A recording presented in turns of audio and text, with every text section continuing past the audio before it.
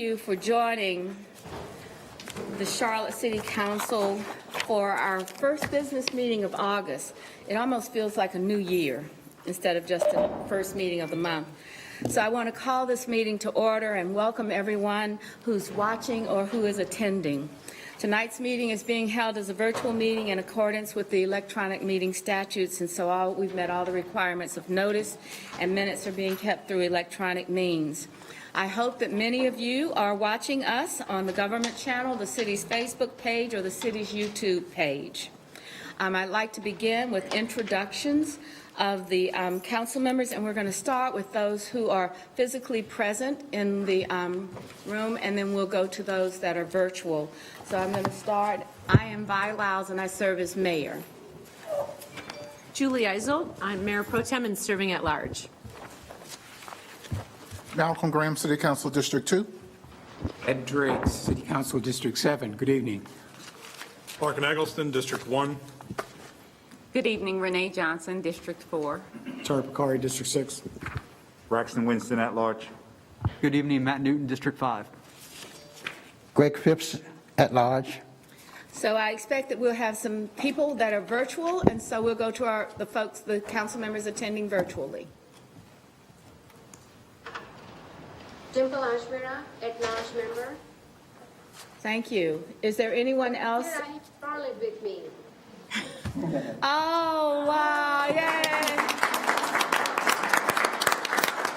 Oh, she is growing fast. Yes, she is. Oh, that's beautiful. Thank you. Thanks for sharing that joy with us, Ms. Ashmira. Thank you. Thank you. And now I'd like to have introductions of the staff that generally support us in this meeting. We'll start here. Marcus Jones, City Manager. Stephanie Kelly, City Clerk. Patrick Baker, City Attorney. Lena James, Deputy City Attorney. Kay Cunningham, Mayor's Office. Donata Jackson, Office of Constituent Services. All right. Thank you. We begin our meeting with an invocation or an expression of inspiration, followed by our Pledge of Allegiance. The invocation is intended to solemnize our proceedings, and you may participate as far as you would like to. We recognize that not everyone has the same, or even those that do not have a religious faith. Tonight, Councilmember Johnson will give us our invocation. We will be followed by that with the Pledge of Allegiance led by Councilmember Phipps. Ms. Johnson? Thank you. Can we bow our heads? Dear God, grant us the wisdom, guidance, and strength to become better advocates for all of the people of Charlotte. As elected representatives, we must always consider how our every action may affect our people in both positive and negative ways. Our honesty, clarity, and equal application of resources and justice must become our hallmark and our legacy for the people of Charlotte. Lord, your word commands that we love our neighbors as we love ourselves. My fellow council members, let us unify in our purpose and prose so that Charlotte becomes the place of great neighborhoods, economic opportunities, compassionate public servants, and justice for all of the people of Charlotte. Thank you. Thank you very much. All right, if we would stand for our pledge, Mr. Phipps, will you start us off?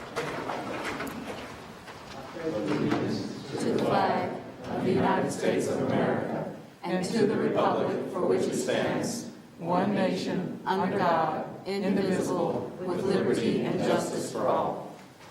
Thank you. I have a few announcements to make before we begin the actual agenda. We're going to do our consent items. It is my understanding that there are no outstanding questions on those items, and there are two exemptions on the consent item, item number 44 and item number 74. Item 44 and item 74. Do we have any questions for the staff that were not addressed already today? Motion to adopt consent with those exceptions. Second. We have a motion and a second to adopt the consent agenda with the exceptions of items 44 and 47. I will do a roll call vote on this. The first one is Mr. Winston. Yes. Mr. Bakari? Just for clarity, did you say 74 or 47 is the second? 74, 44 and 74. 74. Understood. Thank you. Yes. Aye. Mr. Driggs? Yes. Mr. Eggleston? Yes. Mr. Graham? Yes. Ms. Johnson? Yes. Mr. Newton? Yes. Mayor Pro Tem? Yes. Ms. Ajmira? Ms. Ajmira? Yes. Mr. Phipps? Yes. All right, thank you very much. I would also like to then turn to a few announcements that I would like to make. One of the first ones that I'd like to do is take a moment to remember a man who has left a legacy during his time as a public servant here in Charlotte.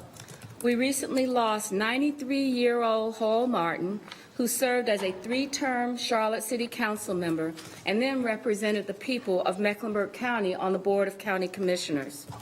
We remember Hoyle as a dedicated elected official who always stood up for what he believed in. He was a Democrat who often sided with Republicans, so his passing is a loss for both parties. Tonight, I send condolences to his spouse, Mary, and to his family and loved ones. And like I said, he has created a lasting legacy in our city. The second item that I'd like to start or talk about is, you know, that we have, since our break with the adoption of the budget and the adoption of the 2040 comprehensive plan, we have created 3 boards in our city to help advise us. And because I believe it's summer, this is an assumption on my part, that summer has caused us with a break in July, we have not seen the kind of ordinary reaction that we have had from our community.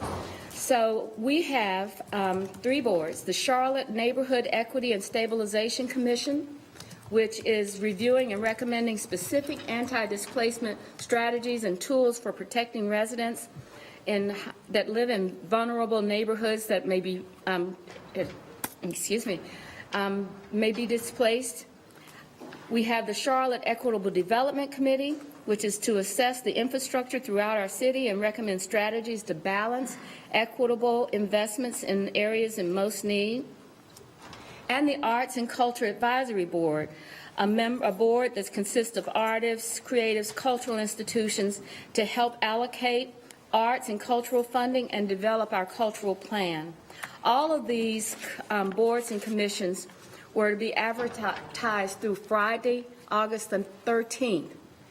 We have not seen a number of people that have submitted their applications, so today I'd like to extend that. We'll be working with the clerk's office on a date for an appropriate extension and try to get the get the information out on all of these committees and commissions. These are some of the most important items. They're generally 3-year terms. They're in it for the big things that we're doing: arts and culture, equity, infrastructure, things like that. So I would like to ask the City Council to take that social media and talk to your constituents and talk to people that we would like to see apply for these positions. So with that, those are the announcements that I wanted to make. Are there any questions about that? Okay. If there are no other questions, then I wanted to start with the meeting today with a few brief remarks as we begin to start this meeting, and with especially since the first item on our agenda is the consideration of a non-discrimination ordinance, commonly known as the NDO. You know, over several decades, Charlotte has strived to achieve values of diversity, inclusion, and welcoming. Tonight, this City Council as an institution will actually be addressing our non-discrimination ordinance for the 3rd time, and maybe 3 times is what it sometimes takes. This ordinance is presented after a year of discussion with the advocates in our LGBT community and countless hours of legwork by the City Council, and with research in what other cities are doing across our state and our country. This ordinance seeks to affirm the principles many of us that are watching tonight and attending this meeting openly support, namely equitable remedies for discrimination, which I believe is essential to our civic fabric. As I said, our city continues to strive to provide an environment where everyone can live and feel safe. We remain committed to those principles during a time of rapid growth and change, and even with the backdrop of a global pandemic. And tonight, we will consider, discuss a non-discrimination ordinance for adoption. I just want to remind some folks, in 2014, the Charlotte City Council set out to do the same thing that we're doing tonight, and we had 6 council members originally agreed to support the ordinance. It was a very different time, but I want you to know that over a weekend, we had a council member who had said, yes, I would support it, say, no, I'm not. And they did it through the newspaper, and we were not able to be successful at that time. I think this is a very different time. I just want to remind some of our friends that Scott Bishop and many of the LGBTQ advocates and friends had to sit and watch as the council voted and did not adopt the ordinance. On February 22nd in 2016, 5 years ago now, Charlotte sought again to lead with a new effort for a proposed non-discrimination ordinance, and council approved that ordinance by a 7-4 vote. The protections from the expansion of our non-discrimination ordinance to the LGBTQ community was quickly repealed by what we know as HB 2, limiting North Carolina municipalities to enact NDOs, in some parts permanently, and we all know what that is, but in others only for a period of time. And so it's now our time.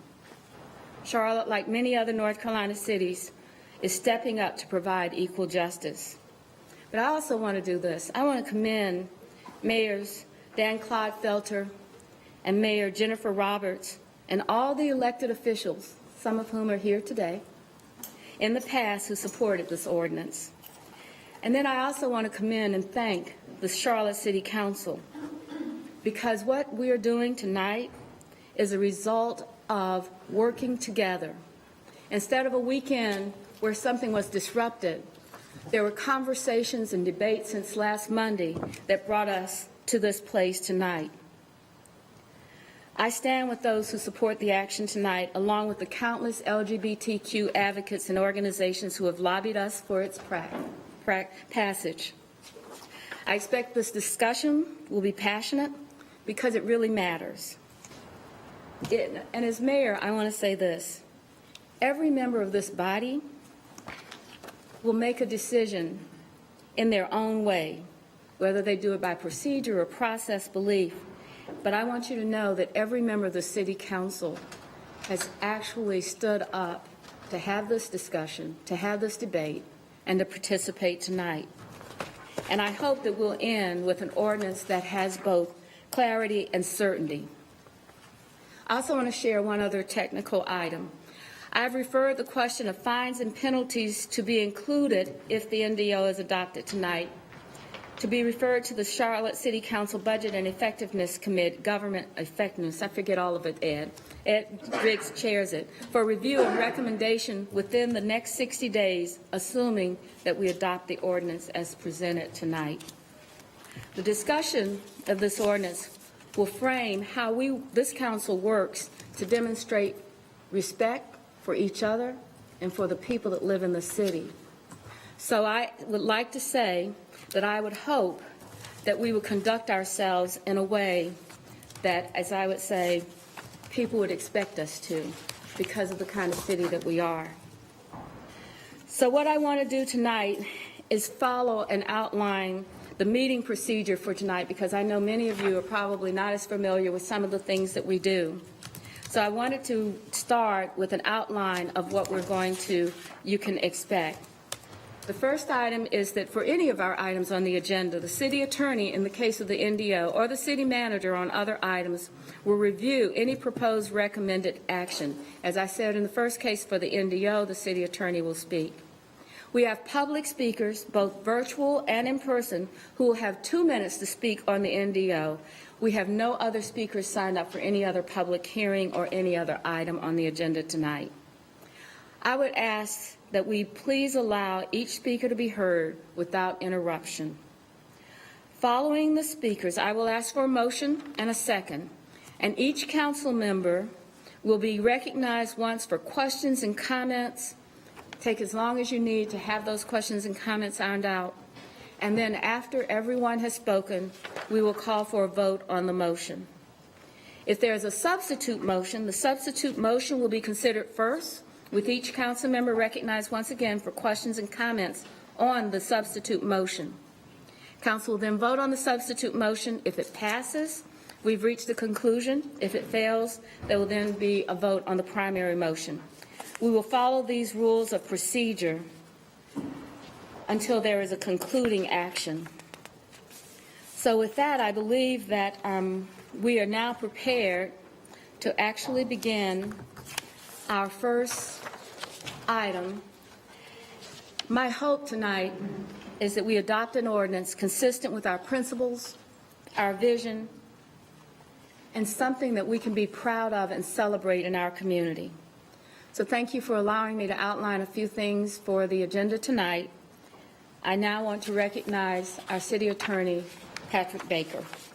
Mr. Baker?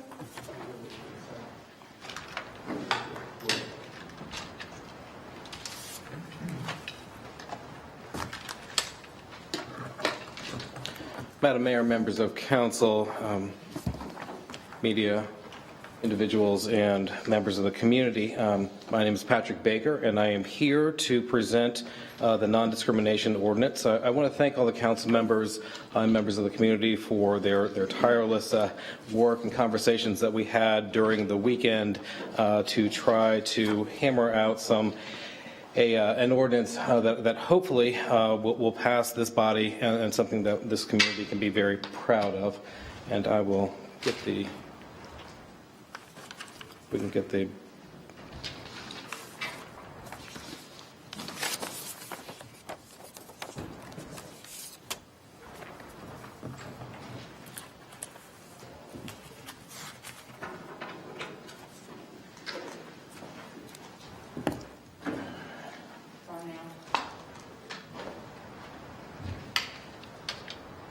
all right.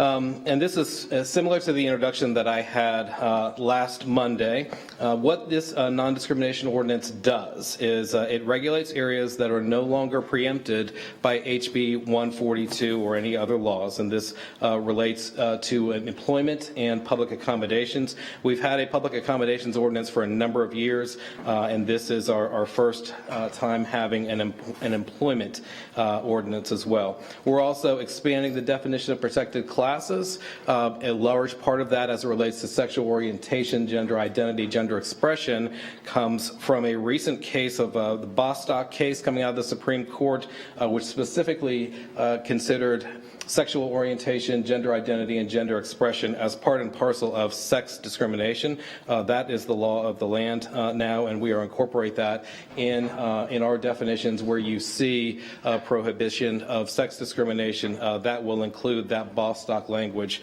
going forward. What it also does not do is amend our Fair Housing Act. Our Fair Housing Act has been created by our city charter, which has very specific categories of a protected class. And if we're going to make changes to the Fair Housing Ordinance, we would have to go amend our charter, which requires a General Assembly actually doing that for us. That may be something that the Intergovernmental Committee wishes to do later, but that's not before you right now because you don't have the authority to do that unilaterally. I will say, though, that under HUD guidance, particularly as it relates to the Bostock case coming down, HUD is treating sex discrimination in fair housing as part and parcel, well, sexual orientation, gender identity, and gender expression as part and parcel of sex discrimination. And we'll be talking also a little bit about natural hair discrimination. They're also treating that as part and parcel of race discrimination going forward. So there are some protections there, even though they're not spelled out in our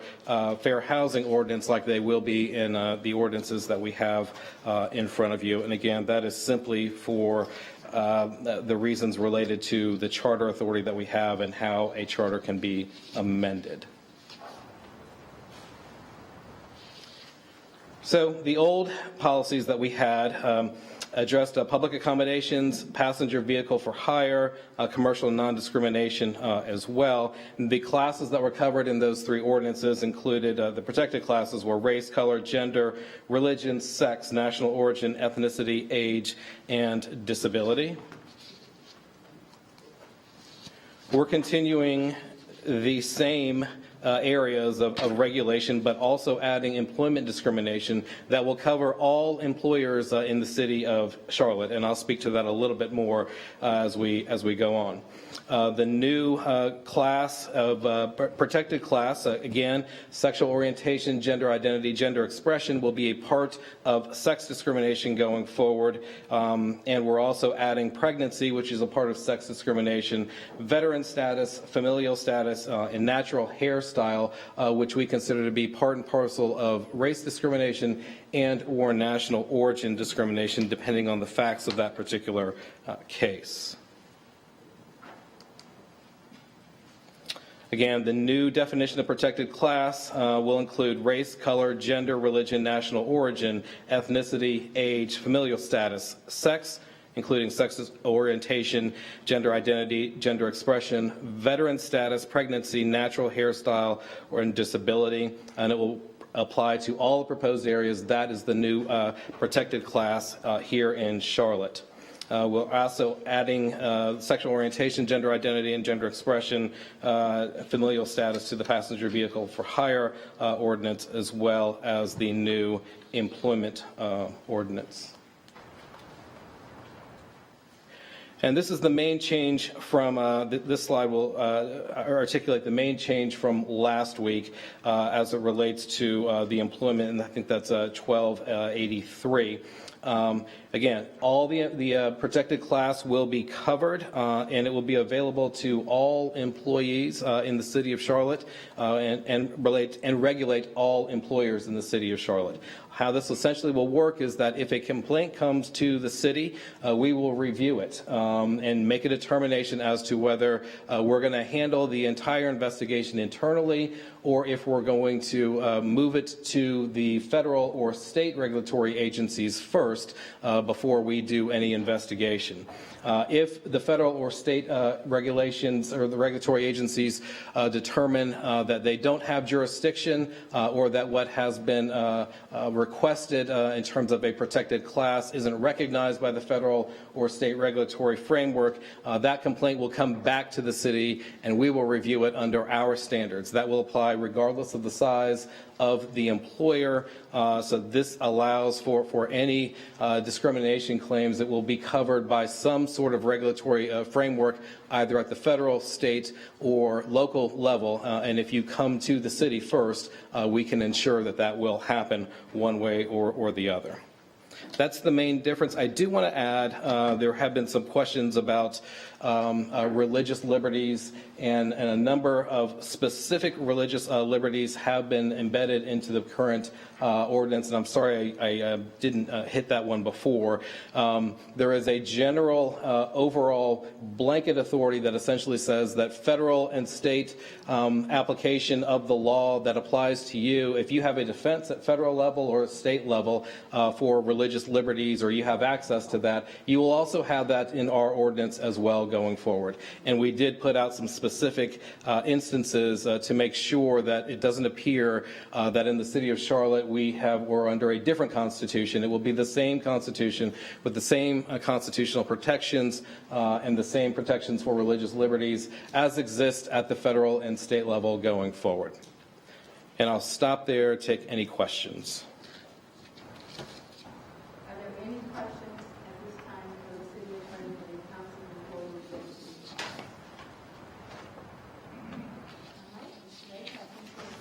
Good. I don't see anyone with their hands up. So I want to just remind our speakers that we have a speech limit of 2 minutes. Your name has to be on the list, which means that you went online and were registered with the clerk's office by the deadline for which this was established. So let's go ahead and begin. Our first speaker is Jenny Gunn, followed by Bethany Corrigan. And if there are folks that are sitting at, Ms. Jackson, are the people in the chamber as well that will have to come up? Either they're across from in 266, but Jenny Gunn is coming through this door here. All right, thank you. All right.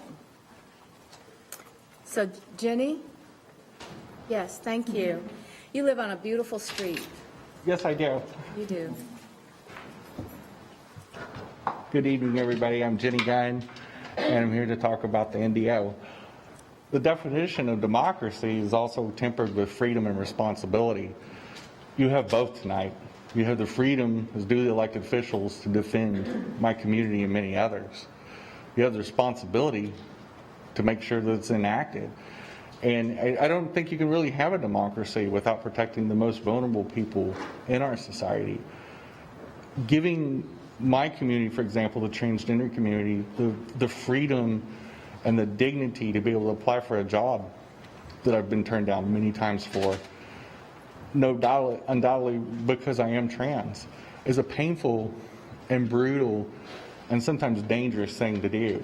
It also, Charlotte is a top 15 city in the United States, and not having that welcome mat out, not having that ultimate acceptance, sends a wrong signal to all of our people.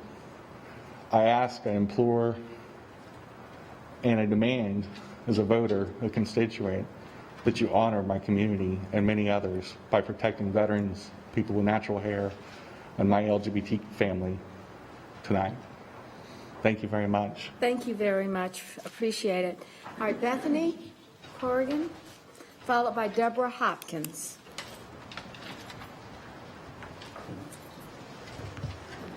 I'm Bethany Corrigan. My pronouns are they, them, and I'm the Executive Director of Transcend Charlotte.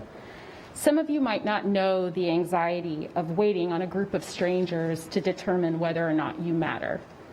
You might not know what it's like to have your identity politicized, to have it distilled down to a topic of conversation that nice, polite people won't discuss around their dinner tables, to have your very existence debated in a room like this one.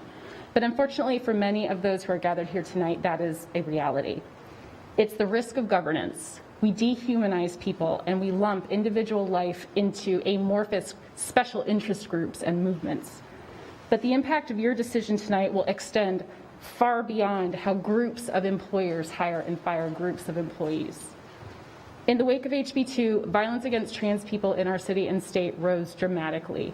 6 Black trans women have been murdered in this city since 2016. 2 of them were murdered at the beginning of this year following the submission of even more anti-trans legislation at the state level. Even though those bills did not move forward, they obviously had a very devastating legacy. Tonight, you have the power to change this bloody narrative and remove Charlotte from its position as the second deadliest city in the U.S. for trans people. You can send the clear message that trans people are people. We are not walking protest signs. Jada Peterson and Remy Fennell, the 2 women who were murdered this year, did not ask to become martyrs. We are your community. We are parents. We are business owners. We are students. We are Charlotteans.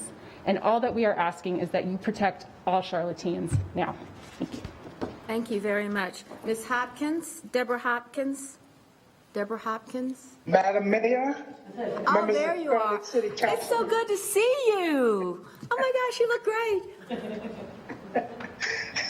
My friends and colleagues, I want to thank you all for allowing me to speak on a very important topic. I am Reverend Hopkins, the founder and CEO of There's Still Hope, a nonprofit organization that offers a transitional housing program for homeless transgender adults and non-binary people here in Charlotte. I keep asking myself this question: why are we still having this conversation? Well, it's because of people like me. It's because of discrimination. It's because this ordinance matters. I lift my voice for those in my community who continue to be discriminated against. I believe it's imperative that we have a non-discrimination ordinance in place for at least 2 reasons. The first has to do with specific groups of people, while the other has to do with our society as a whole. The first is this ordinance is extremely important to the citizens of the LGBTQ plus community, but in particular the trans and non-binary community in which I'm a part of. We who continue to experience discrimination way too often. I'm afraid that if this policy isn't in place soon, our ability to live a normal life like everyone else will continue to be jeopardized and senselessly, violently taken away from us, and will continue to be very harmful in so many ways. Having a non-discrimination ordinance in place would protect our rights as citizens when seeking gainful employment, access to decent, affordable housing, quality health care, opportunity for a good education. All right. I really appreciate it. Thank you so much for this, and it's delightful to see you again. Our next speaker is Xavier Boston, followed by Veronica Daughtry. Xavier Boston and Veronica Daughtry are not virtual or in person. All right, thank you. So our next speaker is Elizabeth Shoab, and followed by Rebby Kern. Elizabeth?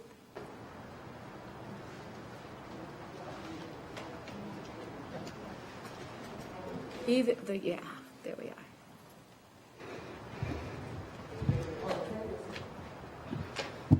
Xavier's here. We'll go ahead and continue and come back to you if you don't mind. Is that all right? Thank you so much. All right. Good evening. My name is Liz Shoab. I use she, her pronouns, and I live here in Charlotte. I'm the Community Outreach Coordinator for Wedgwood Community Church, and I'm a member of the LGBTQ community. I'm here tonight to encourage you to pass the non-discrimination ordinance. Like many people who live here, I was not born in Charlotte, but I now call Charlotte my home. I love this city, but it's been really difficult feeling like this city doesn't love me back. And I'm lucky because I'm a part of a church that has fully embraced members of the LGBTQ community without reservation or judgment for years. At Wedgwood, we believe that no one should be discriminated against because of who they are or who they love. We recognize the dignity and sacredness of every human being and believe that this translates into working to make Charlotte a safer, more inclusive and welcoming place to live and work. Unfortunately, members of the LGBTQ community, like me, are not protected outside the doors of Wedgwood when it comes to employment, housing, healthcare, and more. I can be denied service at a restaurant, I can be fired from a job, and have difficulty accessing the care that I need because of who I am and who I love. And that needs to change because Charlotte is better than that. It's time to remove the stain of HB2 from our collective memories and pass this non-discrimination ordinance. I remember vividly what a disaster HB2 turned into, and I feel strongly that HB2 doesn't represent the city that we live in and love, because we are so much better than that. A number of other cities in North Carolina have passed similar protections, and I want the people in Charlotte to have just as many protections as the people in Durham or Asheville. We cannot be left in the dust of time. It's high time we move Charlotte into a more welcoming and inclusive future. One where we can live and work and love without worrying about getting fired for who we are, who we love, or for our hair. That kind of discrimination has no place in this city. Pass the non-discrimination ordinance. Thank you very much. I appreciate you. Xavier Boston, please.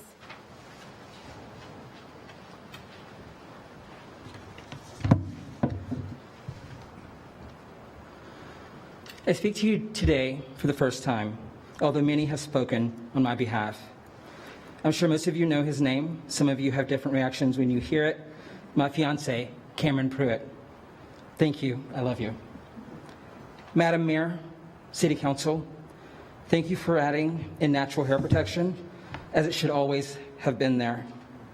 Thank you for adding in all employers, because the gap sometimes is just too large to cross by yourself. Thank you for recognizing that my trans siblings need just as much protection as I do for my disability. Here's my EEOC right to sue. But I've spent my entire 90 days unable to find a lawyer that's willing to take my case. So you understand my frustration when I reiterate that we elected you, not the city attorney.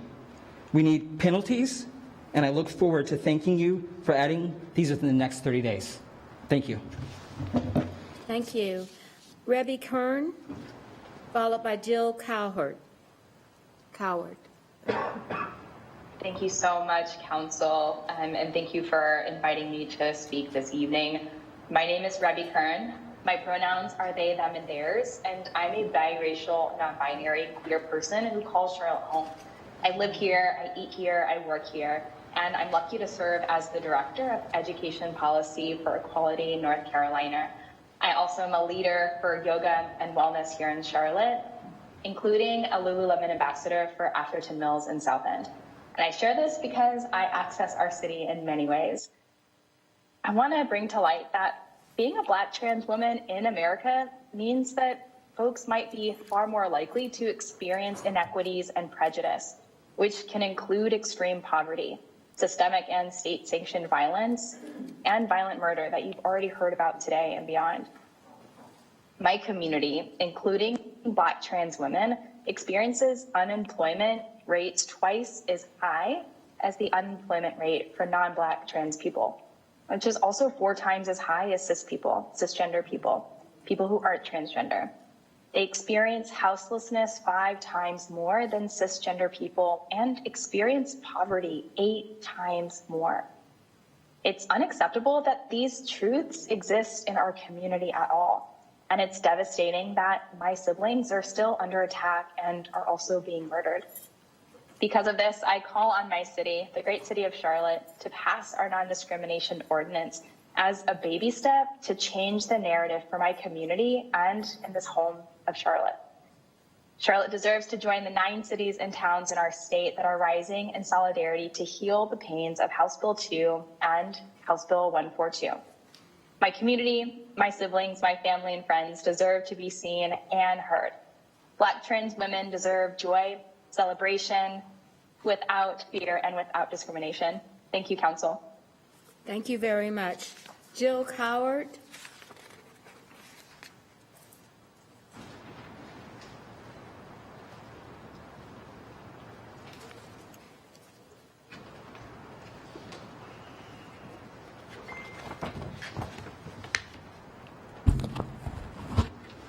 Good evening, Mayor Lyles and City Commissioners, City Council people.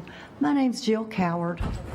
I'm the North Carolina State Director of Concerned Women for America. We are the nation's largest public policy organization for women whose mission is to protect and promote biblical values for all citizens. We do not wish to see these people who we are opposing today to be discriminated against. That is not what we are here for. But at the same time, we must speak out on our religious liberties that I believe is at stake, which we've seen across the board in the country recently in the last few years. So I'm here to support Charlotte citizens against this ordinance. I live in Union County, but many of our activities take us into Charlotte. And we all know that whatever happens in Charlotte will directly impact surrounding counties. So as I have said, I see this as a religious liberty issue. But when someone's else's rights collide together with someone else's, sometimes somebody else's will be lost in the fray. We watched as Jack Phillips and Baronelle Stutzman in recent years, who are creative artists in Colorado and Washington State, that were hunted down for following their religious beliefs by not serving some transgender or gays and lesbian people. They were very polite and referred them to other people. But what happened to them was they've been sued numerously by large organizations, and some of them are having a very difficult time continuing in their business. So I just think that we should continue to retain the right not to be compelled to perform actions or make statements that violate our conscience and the teachings of our belief. Thank you very much for your comments. Thank you. Your time is up. And I'm sure that we can address some of those issues that you've raised later in our discussion. The next speaker is Aaron Barbie, followed by Peter Asick. Ms. Barbie? Good evening. My name is Erin Barbie, and my pronouns are she, her, hers. And I am the Director of Policy and Advocacy for the Carolinas LGBT+ Chamber of Commerce, based here in Charlotte. Today, an LGBTQ person can be fired from their job, be asked to leave a restaurant, or be denied housing simply because of who they are. Charlotte is touted as being the 15th largest city in our nation, yet we lack the protections that many cities our size have in place. In fact, Charlotte is the largest city in the nation without these protections. The large and mid-sized companies in Charlotte, they call it home, and they're advanced by leaps and bounds, and they're ahead of us in these protections. Following HB2, you made a commitment to our community, and many of you campaigned on that immediate need to ensure that our LGBTQ community would be protected.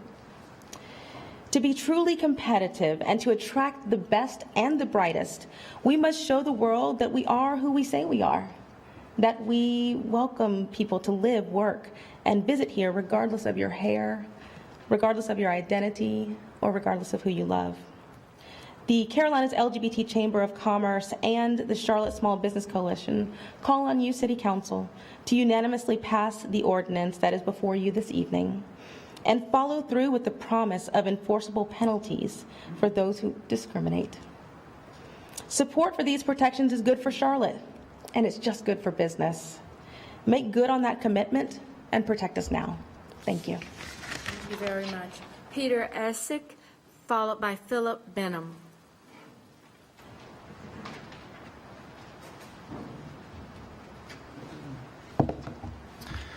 Good evening, Honorable Mayor Lyles and members of the Council.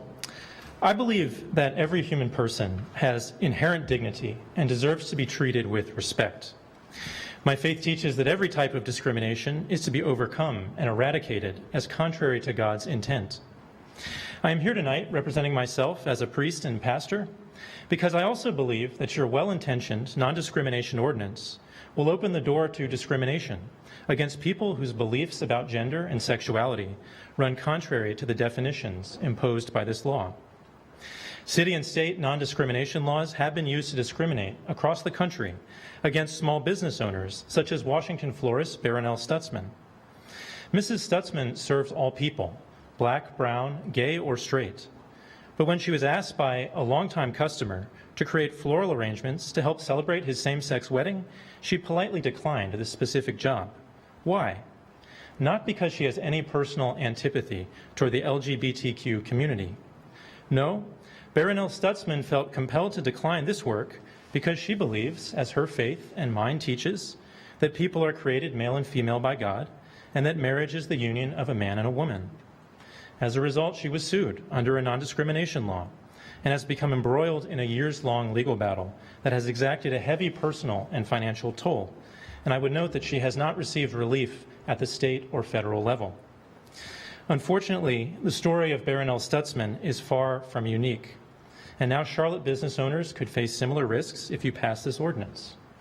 I recognize that the latest draft of this ordinance has added some exemptions for religious institutions, and I appreciate those efforts.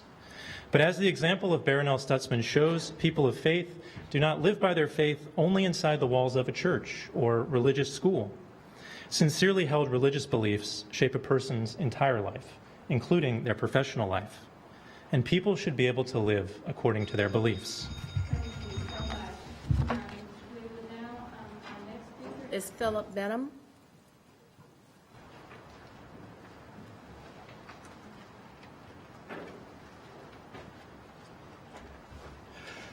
Mr. Mayor, City Council, good to see you all. Braxton, it's especially nice to see you.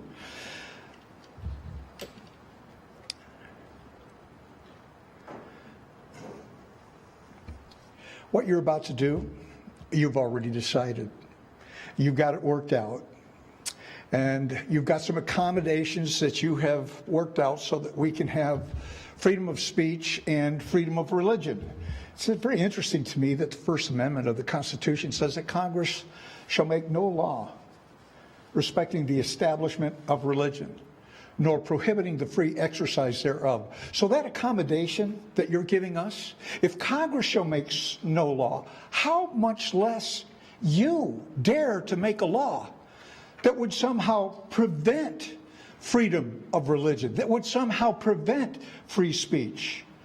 You see, when the CRC, that's the Community Relations Committee, was first established in 1961, Braxton, you know very well, it was about black and white and about the discrimination of white over black. That's what it was designed for. But now it has morphed into the extended arm of the HRC, the Human Rights Commission, and is being used as a bludgeon to silence the gospel of Jesus Christ, to silence Christians who will speak the truth. And we have a mayor that loves it. We have a mayor pro tem who has never met an abortion she didn't love. And we're dealing with you because you have never invited the Christian community or the evangelical church into the CRC. No matter how you try to be broad-minded, you are becoming very narrow-minded and discriminatory. And you ought to be ashamed of yourself.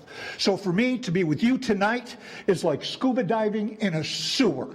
It is bad what you have done, and how the city that was once full of justice, beautiful, the Mecklenburg Declaration, it stood on the principles of God, and you have made it an abomination. Mr. Benham, and you have chosen to do that. I pray that you guys don't Thank you. Your time is up. vote for God. Mr. Vote for Benham, Almighty God. please, Mr. Benham, thank you.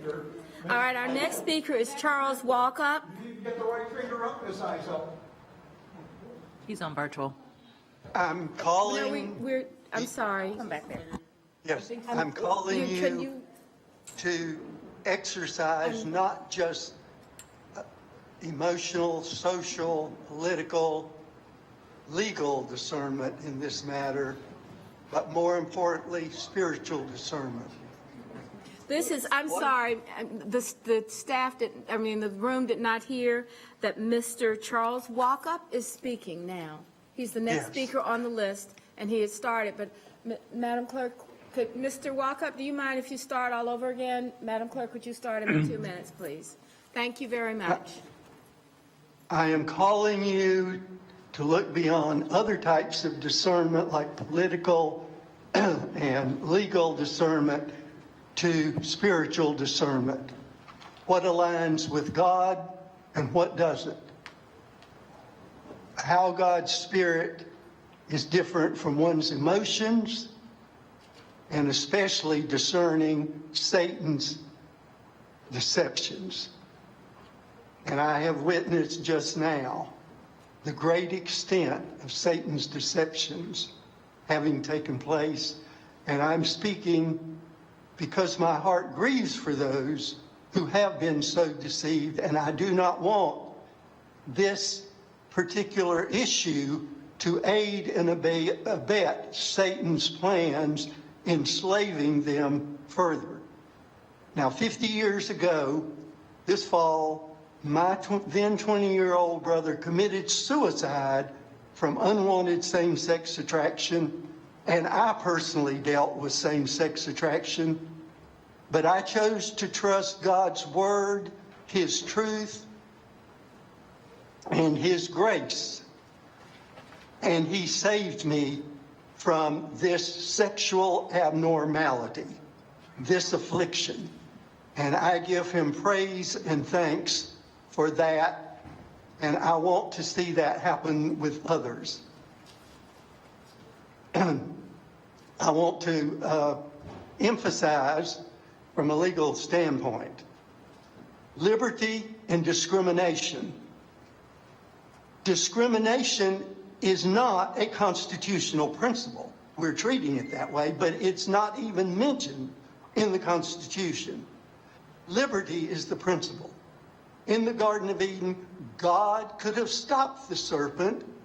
from deceiving Adam and Eve. Mr. but he Walkup, didn't. thank you very much for your comments. We'll now go to the next speaker, C.M. Seibert, followed by Isaac Umek. And I apologize for the mispronunciation of anyone's name. I grew up in South Carolina, and I have an accent. Thank you. All right, C.M. Seibert? Yes. Hello, council people. Thank you for being here tonight. Ed and Tarek, thank you for your remarks at the strategic meeting last week. I found them full of wisdom.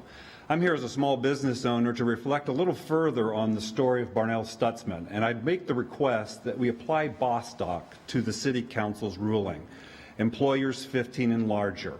As you heard of Arlene Flowers in the state of Washington, Barnell had a flower business. She served a gay customer and many customers of diverse and ethnic, racial, and religious backgrounds for years. This 10-year relationship with a gay man that she sold flowers to on various occasions occasioned one day that he came in and said, "I'd like to marry my partner, and would you consider doing the wedding?" Out of conscious reasons, she chose not to. And the gay man said to her, "I understand, but I just wanted to ask. We're friends, and I love doing business with you. Can you recommend others?" And she did. The gay man's partner, however, felt a little different about it. And so on social media, he produced some snarky remarks that eventually the State Attorney General of Washington picked up on. The partner didn't have an exception, or he felt snarky toward Barnell, but he did not take a compelling reason to take Barnell to court. But the district attorney of the state of, the attorney general of the state of Washington felt like he needed to. And he pursued her with an ordinance much like we're considering passing. And as we have heard by the father that came and spoke earlier, to her personal destruction. Her business has been wiped out. Her finances have been wiped out because she will not comply to the government ordinance. So I request that you make a Bostock limitation here. Small businesses from 1 to 14 cannot afford to do this discrimination stuff. And the people that really showed unity and tolerance in this relationship was the gay man and the florist. Thank you. Thank you. Isaac Umek.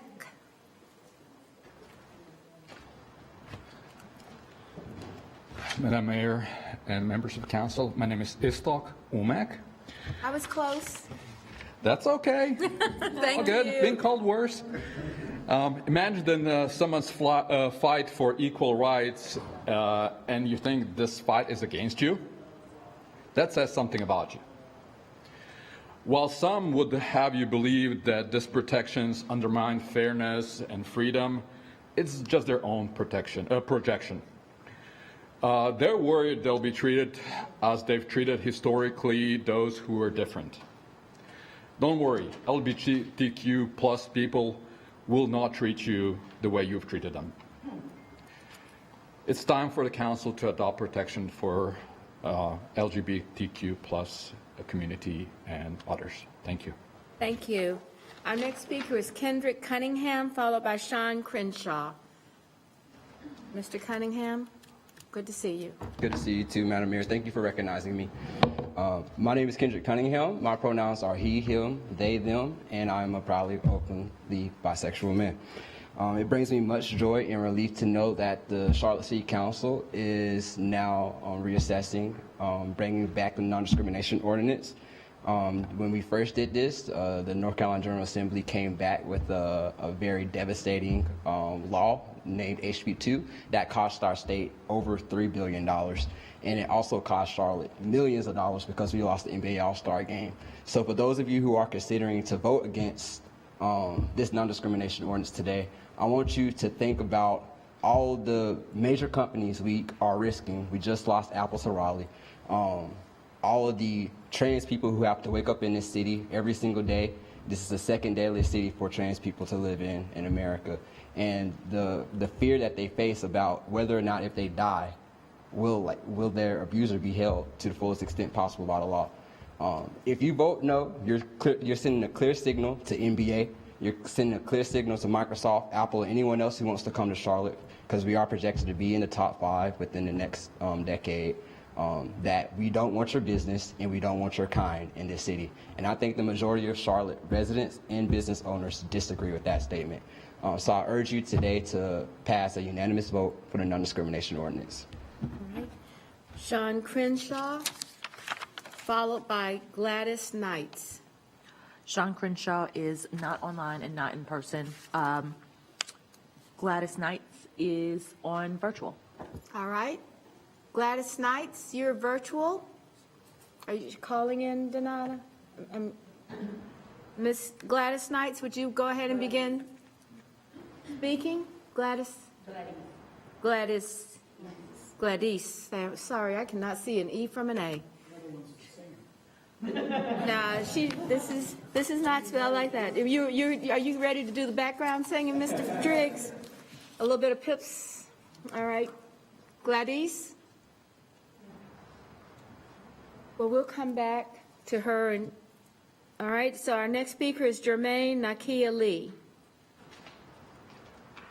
followed by Gary Montgomery. Neither Jermaine? are in person or virtual. Neither. Jermaine Nakia Lee is not available. Correct. All right. Our Gary next- Montgomery? Not here. Alan Hoyle is here. All right. Alan Hoyle. Mr. Hoyle.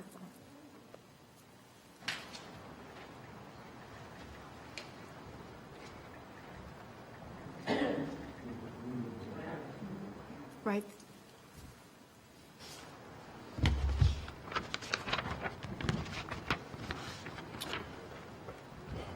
Ready to go? Okay. To the City Council, I challenge this ordinance on the ground of jurisdiction. These United States government authority is based on being a republic, not a democratic. Thus, even with a majority of you voting on this issue for the ordinance is illegal and against your oath that you took and is treason and tyranny. This land is based on natural law, and in natural law, our biology is sex. It's what we are born with, as designed by our Creator Yahweh. Thus, there is no basis for jurisdiction in this matter. Not the Declaration of Independence, not the Constitution, the common law, Blackstone commentary, nor the divine Holy Scripture of the Holy Bible, the early school book for public schools. To aid in this perversion, evil, reprobate, wicked desire, defiant, rebellious, sexual lust is abuse to children and anyone else that is confused on and in this matter, and is a crime against nature and nature's creator Yahweh. Be willing and obedient, saith Yahweh of hosts, but if you refuse and rebel, you shall be devoured with a sword, virus, or invasion, for the mouth of Yahweh has spoken. How is it the faithful city Charlotte became a harlot? It was full of righteous judgment, righteous lodged in it. Even Billy Graham born here. But now murderers. Thy silver money is become dross. Thy wine mixed with water. Thy princesses, city council, rebellious and companions of thieves of every loveth gifts of bribery and followed after rewards of enticements. They judge not the fatherless, stopping the murders of abortion. Neither doth the cause of the widow come unto them. Therefore saith the Adonai, the Yahweh of hosts, the mighty one of Israel, America. All right, or I will case the Mr. Hall, time thank you. Please, if you would surrender podium. All right, our next speaker is Charlene Hendricks, followed by Zach Anderson. Madam Mayor, can we go back to Gladys Knight? We were able to move her over. All right, thank you. Gladys, nice. Gladys, that's what I said. I thought I said it. Jeez. You are correct. Gladys. You can see me. Thank you. Video. All right, wait. That's so everybody can be heard. Thank you very much. Hi. Hi. Thank you for having me. My name is Gladys Knights. So you were correct the last time, and I am the Director of Operations for Charlotte Black Pride. I'll start off by saying that there are definitely people here that we just heard speaking, and in our state, in our city, that have power, influence, and money, who don't believe that we are less than law-abiding citizens that contribute to the city of Charlotte. That simply by loving the people that we love, we have a hidden agenda demanding equality and justice. I wanted to go back to something that was said by one of my colleagues, that if it was the other way around, if the shoe was the other way around, I wouldn't, and I had a business, I wouldn't deny anyone my business because the purpose of my business would be to make money. But nevertheless, we cannot afford to wait and see if they will do better. Our history shows us that what it looks like as we continue to struggle with issues around racial discrimination and marriage equality. I say again, we cannot wait. We must ensure that there are ways to ensure that this ordinance goes through. We need transparency, and transparency must be able to, we must be able to show not just a diversity statement, but hiring data, discrimination claim stats, salary tables. We need enforcement. Number two, enforcement. We need public actions against inequality and justice. And number three, lastly, we need consequences. We need penalties for non-compliance. Like, I listened to this ordinance, and without enforcement, without consequences. Your time is up. Your 2 minutes is up. Thank you so much. Our next speaker is Charlene Hendricks. Charlene Hendricks has decided not to speak. All right, thank you. Zach Anderson. Zach Anderson, followed by Billy Madeline.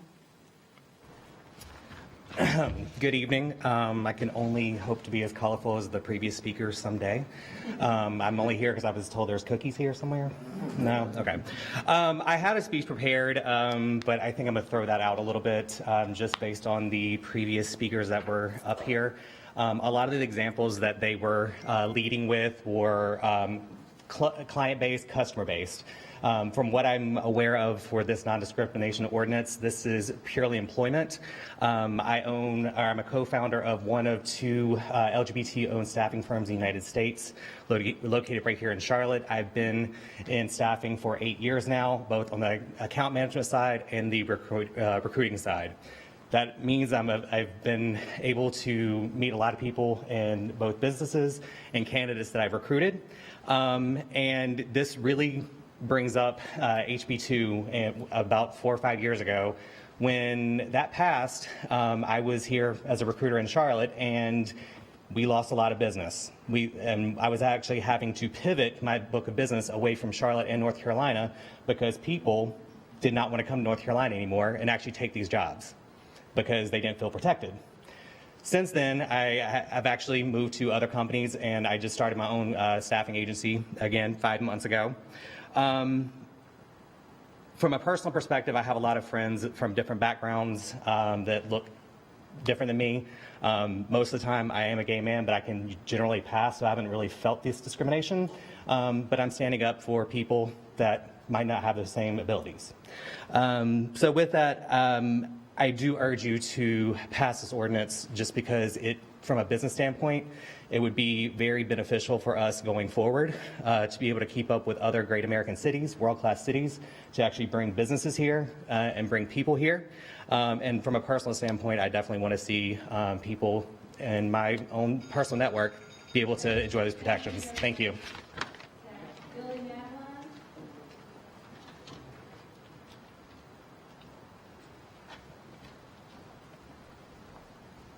Thank you, Mayor, members of council, for hearing me tonight. I want to particularly thank Mayor Pro Tem Eiselt, council members Eggleston and Bakari for each of your unique leadership on this important issue. Like many of you, I'm part of numerous communities in Charlotte, one of which happens to be the LGBTQ community. The NDO you're considering today isn't really intended for people like me. I'm a white guy who wears a suit, I drive a Buick. I'm educated, I own my own business, and I have money. Nobody screws with folks like me, and we usually get a pass. What you're doing tonight will protect those who can't protect themselves. In the marketplace, power and privilege in this room can be used to move the needle ever so slightly for the least, the lost, the last, and the left out in our community. Our trans brothers and sisters, our young, our poor, our vulnerable, and our powerless. What's being done tonight is not earth-shattering, you know that, and in some ways it's not even novel anymore. People will always be mean to each other, and no ordinance is going to prevent that. Yet it will matter in ways that we can't yet know. Tonight you have the power to show leadership, to demonstrate your humanity, but ultimately all that's asked of each of us with power is to do your best. At the conclusion of this process, each of you will have to answer the question, have I done my best? And if the answer is yes, then you should take action. If not, then maybe we need to step back, try harder for more. And if no one else remembers to say it tonight, I want to thank each of you for what you do for Charlotte. It really matters and you're appreciated. Thank you. Thank you. Our next speaker is Mason Kress, followed by Kyle Lubecki. Lukey? Thank you very much. Good evening. My name is Mason Kress. I live in Charlotte off East W.T. Harris. Madam Mayor, councilors, we've heard a lot of people speak this evening, and we're going to hear a lot more. I believe it's clear that the majority of the community is in favor of your passing this ordinance. I certainly am in favor of you. I certainly am in favor of you passing it. What's more, the Charlotte business community is in favor of you passing this ordinance. The Plaza Midwood Merchants Association and the Charlotte Small Business Alliance combined represent hundreds of Charlotte small businesses, and they've advocated for this ordinance to be passed and even strengthened. This isn't about small businesses. It's not even about large businesses. Never mind that Charlotte's larger economic players support this as well. Regulatory ordinance is no burden on a national company that already has to follow EEOC guidelines. More importantly, the people of Charlotte are ready for you to pass this ordinance. We have reliable polling saying that over 67% of Charlotteans are in favor of this ordinance passing. People, very often people trying to stall, like to say that social progress cannot be mandated, and maybe that's true. But we've seen time and time again that the best way to deal with damaging attitudes like bigotry in our communities is to start legally. When we determine to treat people, marginalized people, like people in legal terms, society will eventually catch up. These protections you're passing are not just important for LGBTQ people, though they certainly are. They're also important for natural hair. They're important for veteran status, disability status, pregnancy status. These are all gaping holes in our protections, holes that you all have the authority to fill. These protections will make life much better for people like myself, people like my boyfriend of 10 years, people like my 2 roommates, all of whom I just mentioned are transgender men. Thank you very much. Thank you. Our next speaker is Jamie Hildreth, followed by Ryan Morris.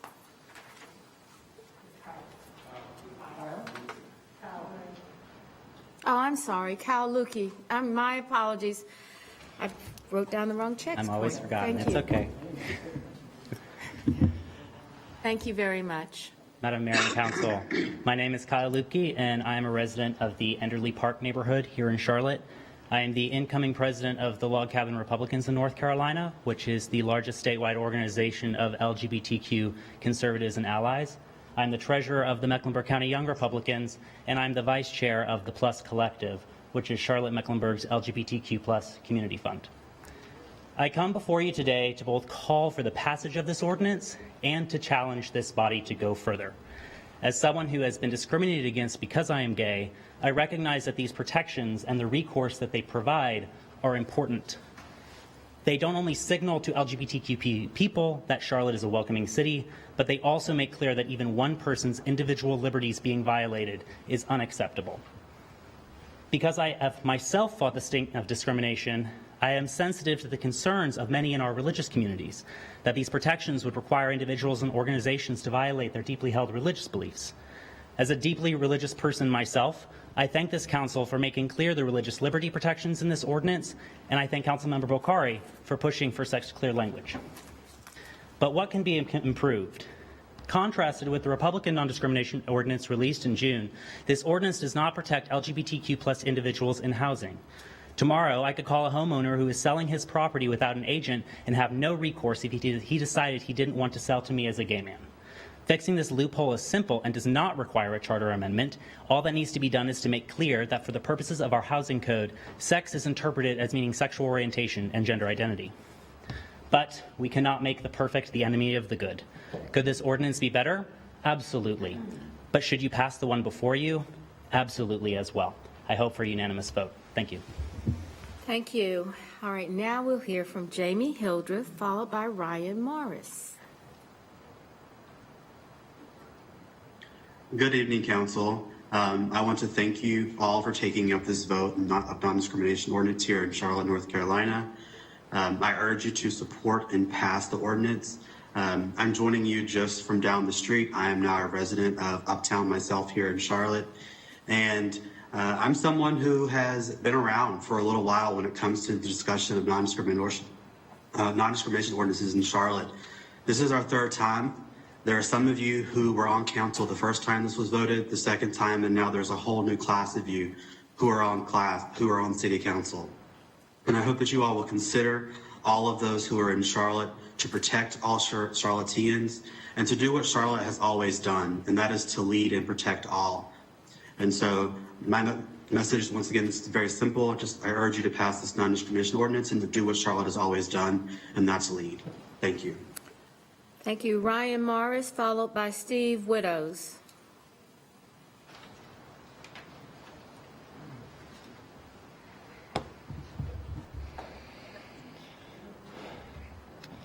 Good evening. My name is Ryan Morris. My pronouns are he, him, his, and I'm speaking tonight in support of the passage of an updated NDO that offers employment protections on the basis of natural hair, veteran status, pregnancy, familial status, gender identity, gender expression, and sexual orientation, not only for all employees, but with the sound enforcement mechanism that holds our companies accountable should they discriminate. I came out as gay to my parents and friends at the end of my senior year at Myers Park High School in 2008. I had known I was different since I was around 13 years old, but I hadn't waited out of an overwhelming worry that I wouldn't be accepted by my full extended family. Charlotte is one of the largest and one of the most progressive cities in our state, but has always been cautious in its stance towards LGBTQ+ rights and protections. That caution speaks volumes to its residents. Whether you're a business considering your next round of new hires, or a young adult considering whether it's safe to be yourself during a time of economic instability and changing mindsets. It's also telling that we lag behind Durham, Carrboro, Chapel Hill, and Asheville, among others, when it comes to implementing these protections. We all know that the levers of government can't just be pulled at a moment's notice to make these protections a reality. But then again, it's been 5 years since the last time our council attempted to pass an updated NDO. Every day that we wait is more time that Charlotteans, whether they're local employees or high schoolers, like I was, question why their city remains ambivalent on discrimination due to who someone is or who they love. Many are not even aware that they can be fired from their job for the above reasons because the idea that this could happen in 2021 seems like an alternate reality. Nonetheless, we are here today on August 9, 2021 to ask you, our city council people, to step up and do right by passing this updated NDO. I hope that the legacy of this city council will reflect the courage and bravery needed to protect all Charlotteans. Thank you for your time. Thank you, Ryan. I'm sorry, Mr. Morris. Our next speaker is Steve Widows, followed by Matt Comer.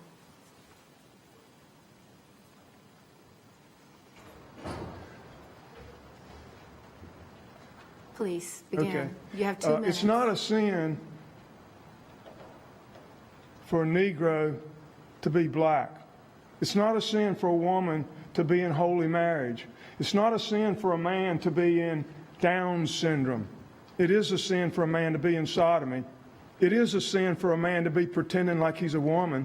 I'm a baker. If a sodomite wants some donuts, here. If he wants a birthday cake, here. If he wants me to bake a homosexual wedding cake, nope, not going to do that. If he wants me to make his homosex website, nope, not going to do that. If he wants to teach the youth at our church, no, I'm not going to do that.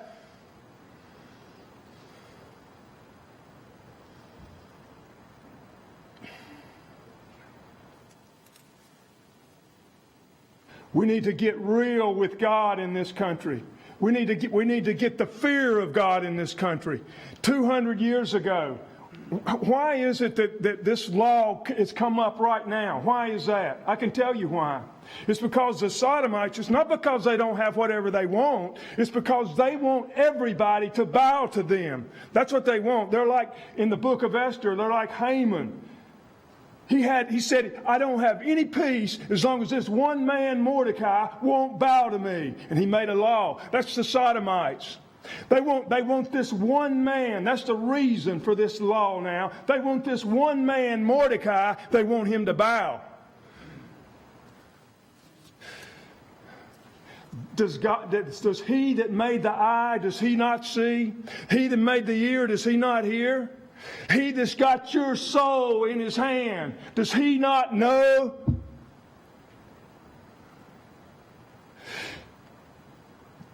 Pilate's wife warned him, don't do this. I'm warning you, don't do this. There must needs be that offenses come. Mr. Widows, your time is up. Mr. Widows, you have your please discontinue your presentation. Mr. Widows, please. Thank you. All right, Mr. Comer, Matt Comer, followed by Jane Cornell. Thank you, Madam Mayor and members of City Council. Before I begin, for the folks who are watching at home or listening watching on Facebook, online, or the government channel, especially if you're hearing these anti-LGBTQ comments tonight and experiencing any sort of trauma, please know that God loves you and that there is a community of people out there who don't believe what you're hearing tonight. The hatred you're hearing tonight is not of God. Anyway. First and foremost, members of City Council, staff, Madam Mayor, thank you for your patience in going through this. Many of you were on council last time we went through this, so I appreciate all of your hard work. I know it's hard to sit and listen through all this, but I appreciate it. My name is Matt Comer, Communications Director for Charlotte Pride. We have a long history in this city of attempting to get this done. We focus on 2014, 15, and 2016, but the first time this came before City Council was in 1992. That was back when Dan Claude Felter and Pat McCrory were members of council, long before they became mayor. And so we have a long history of this issue being opposed on a bipartisan or nonpartisan basis. So I just want to thank you for your work to make tonight be historic. We will have a bipartisan or nonpartisan agreement on what is best for the future of Charlotte, and that is passing these LGBTQ inclusive non-discrimination ordinances. So thank you for your time and all of your hard work. Look forward to seeing you at Pride season events all throughout the fall. We got 4 months of Pride coming up, so thank you. All right, our next speaker is Jane Cornell, followed by Luana Mayfield. Jane Cornell.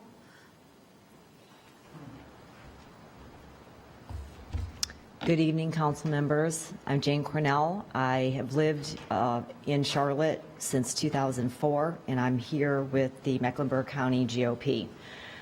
The Republican proposal that was released in June of this year included religious freedom protections, emphasizing that no individual or religious organization should be forced by the government to violate deeply held religious beliefs. We particularly thank Councilman Bukhari for ensuring that this happens.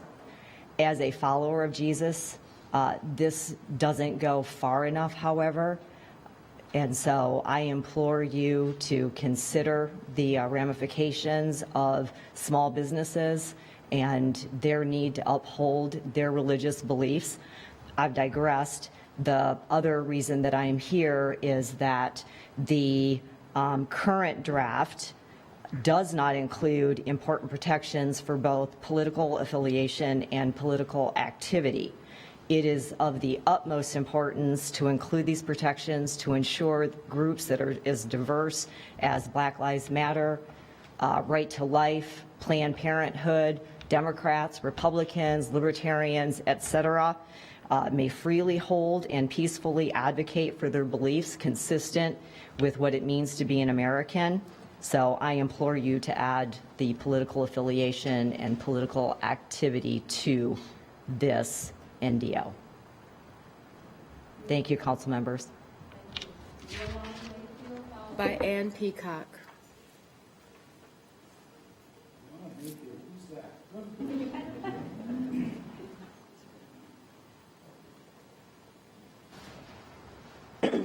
Let's see if I can do this without my glasses.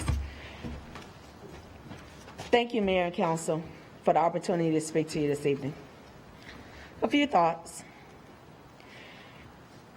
Last Monday night, Councilmember Bakari made a comment that I agreed with.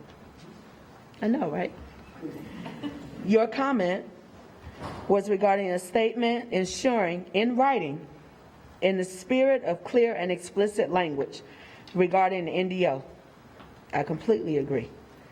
So after much discussion, a vote was called for support of the added language that was proposed by Councilmember Newton to give direction to our city attorney.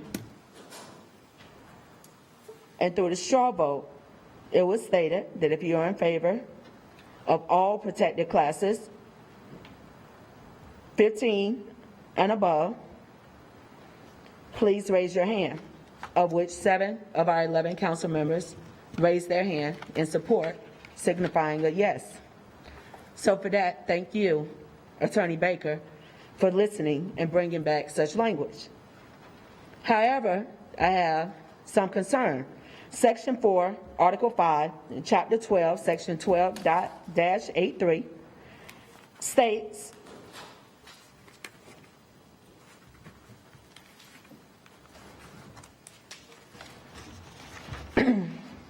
that our Charlotte-Mecklenburg Community Relations Committee will have the ability at their discretion to move if it is deemed that the alleged violation is a state or a federal matter, that it can be referred to the state or the federal. What is their discretion? Ms. Mayfield, thank you. You know. Okay. All right. And Peacock? Followed by Jason Morton. Good evening, council members. I am Anne Marie Peacock. I am a Christian and a combat veteran that has lived in Charlotte for several years. I threw out my original speech and I'm going off of this. So I'm reacting to what I've heard here this evening. First of all, I want to say that I agree with the majority of what is listed in this ordinance. It's truly egregious that we're sitting here this time of day in our age having to incorporate this specific list of grievances to protect our citizens. I went to war to fight for everybody, and I firmly believe it. Your free speech and your right to live is the most important to me. I served. What is challenging is I'm one of your average citizens. I am a Christian that also wants my religious freedoms protected, and I do not believe you've done an adequate job of literally doing your job. So I've heard really good examples from a couple other speakers. One gentleman shared an example of a gay man and a florist in Washington. I moved here from Seattle. And another lady shared how there was issues with enforcement and consequences of even current discrimination policies, and I agree with all of that. The gap is, how can you instill policies that capture the intent of how someone like me can be kind and considerate and respectful of your civil liberties, yet still protect my religious freedoms? And I believe the example that the previous gentleman shared of, the gay man and the florist is a perfect example, and the laws that you currently have do not reflect that gap. I ask you to reconsider how it's written so that it does reflect how we can both coexist together without violating each other's principles. Thank you. Thank you. Jason Morton, followed by Tina Cuisin's. Good evening. I'd like to first say thank you to the council and its members for allowing myself and others to come before you to share comments on the non-discrimination ordinance being proposed for Charlotte and Mecklenburg County. My name is Jason Morton. I'm a small business owner serving as a realtor in the Charlotte region. I'm a certified LGBT business enterprise. I identify as LGBT. I'm a member of and also serve on the board of directors of the Carolinas LGBT Chamber of Commerce, and my husband and I have been a resident of the Charlotte community for the past 7 years. I come before you this evening to speak in favor of the proposed NDO and the opportunity it will provide. First and foremost, the proposed NDO is inclusive and adds a number of groups to protected status.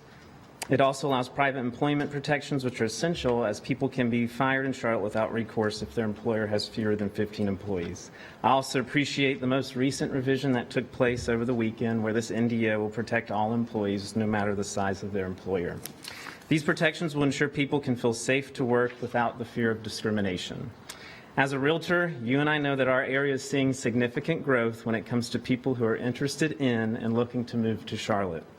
As mentioned on NPR's Charlotte Talks discussion of the NDO today, there's still lots of LGBTQIA+ individuals that ask the question, is Charlotte and North Carolina a safe place for them, based on the history and results of previous legislation in recent years. I work with a number of LGBTQIA+ individuals in helping them sell or to find a place to purchase or rent. If our community is not seen as a safe place for us, I feel that it will certainly affect my business and that of my fellow LGBTQI+ realtors in limiting the amount of people who want to move here and are those who want to stay. When people purchase a home, that also has a direct effect on the use and success of other local businesses.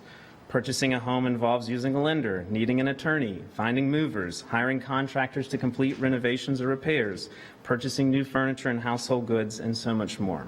By following in the path of other municipalities such as Asheville, Chapel Hill, Durham, Greensboro, and Buncombe County that have already... Thank you very much. Appreciate it.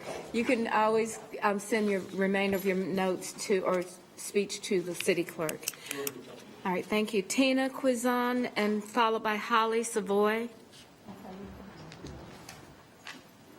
Hi, I'm Tina Quizon. I'm here to speak about the injustice and discrimination that I've been experiencing as a military veteran. I have lived through being homeless. I have lived through being homeless with breast cancer, 2 surgeries, radiation, getting back on my feet, housed and working full time. I had been at Allied Universal Security Services for 4 years, never ridden up, never disciplined. I participated in an in-house informal investigation by the HR. And working in an environment that has been the most hostile workplace at the Charlotte Convention Center and the NASCAR Hall of Fame. I provided testimony and statements recorded also to HR of the sexual harassment that I myself was a response, happened to me from our supervisor, Ferdinand Payne, and recordings of another AUS female stating to me of the sexual misconduct that was perpetrated on her during a patrol in a locked room with no video camera at the NASCAR Hall of Fame. This has been a war zone and an unsafe environment. Other employees are afraid to speak out. I've been used as the example. I filed an EEOC May 11th. Since then, I have been terminated. It was a bogus charge. I was accused of stealing a document that I had access to and had been given before so that they could use me as an example. It's only been retaliation and a cover-up. People are afraid to speak, and we're seeing this everywhere. I've had no viable resources to help me through this. HR chose not to address the sexual assaults and the harassment. Instead, I was wrongfully terminated. Ms. Quizon, thank you for sharing that. Thank you. Our next speaker is Holly Savoy, followed by Matthew Childs. Good evening. My name is Dr. Holly Savoy, and my pronouns are she, her, and hers. And I'm a licensed psychologist living and practicing in Charlotte, as well as a founding member and past president of the Charlotte Transgender Healthcare Group. I've counseled hundreds of LGBTQ clients, most of whom identify as transgender and gender diverse.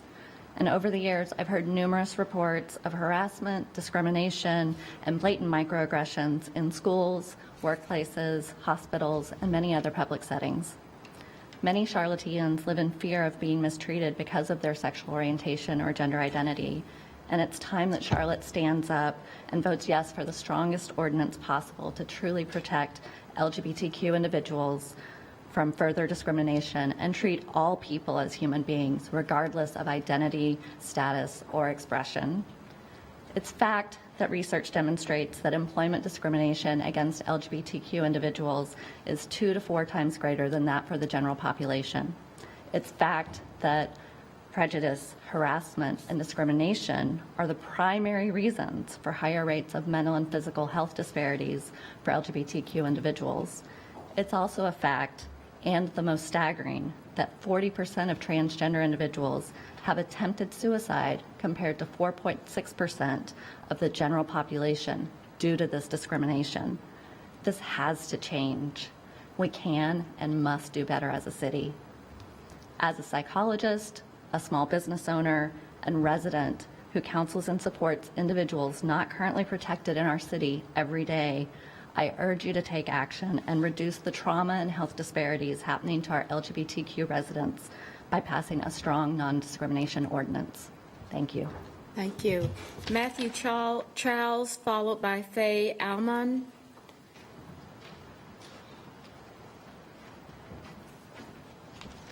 Thank you so much for having us. It's an honor to be here. The intent of the Charlotte Non-Discrimination Ordinance is to enshrine non-discrimination protections in employment, housing, and public accommodations. I emphatically agree with the intent of the ordinance. Unfortunately, it falls short of protecting all Charlotteans as it leaves out key protections for political affiliation and political activity. The Non-Discrimination Ordinance must protect political affiliation and political activity. Charlotte often speaks of being a world-class city, and we have an opportunity now to be for the city to be a leading voice in North Carolina in protecting political and ideological affiliation and First Amendment activities of individuals associated with political parties and political movements, including but not limited to association with the Democratic Party, the Republican Party, and advocacy work on behalf of organizations like Planned Parenthood, National Right to Life, and Black Lives Matter. Political affiliation is a protected trait in diverse places such as Washington, D.C., North Dakota, South Carolina, and even California. If progress and civil rights are concepts we want Charlotte to embody, we should follow suit and include these important protections in the non-discrimination ordinance. Thank you. Thank you very much. Faye Alman, followed by Adam Rakowski.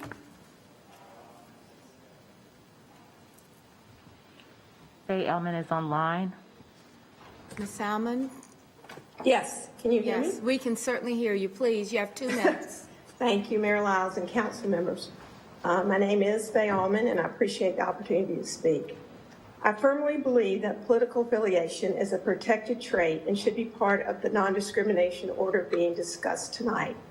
As a Charlottean, registered Republican, and a Catholic Christian, I feel that political and religious freedoms are basic rights outlined in our Bill of Rights. Please be fair and bold in your inclusion of political affiliation and activity and help Charlotte become a leader in protecting all of its citizens. By not including political affiliation and activity, you're allowing hostility and no legal protection towards people who do not share the same political views. I may be different from you in a lot of ways, but I respect your rights and beliefs, and therefore you should protect and respect mine. Thank you, Mayor. Thank you. Our next speaker, Adam Rakowski.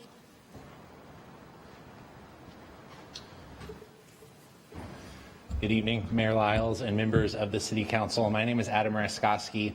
I'm a lifelong resident of Charlotte. I live in District 2, and I am a member of the Carolinas LGBT+ Chamber of Commerce Board. But tonight, I'm just going to speak from the heart as somebody who is gay and who has lived in Charlotte my entire life. I just want to encourage this council to lead. This has been a discussion that's happened over the course of years. It's been a very emotional and traumatic discussion for a lot of us. And tonight we've heard from individuals, we've heard from business owners, we've heard from psychologists why we need this expanded non-discrimination ordinance. And people forget in the aftermath of HB2 that at one point Charlotte did lead on this, that it was a vote that a previous council took as the result of advocacy of the LGBT LGBTQ community in Charlotte that kicked off that entire mess. And we can lead again. We can join the other cities in North Carolina who are leading on this. We need to do it. We need to do it because Charlotte is the second deadliest city in the United States for transgender women, especially women of color.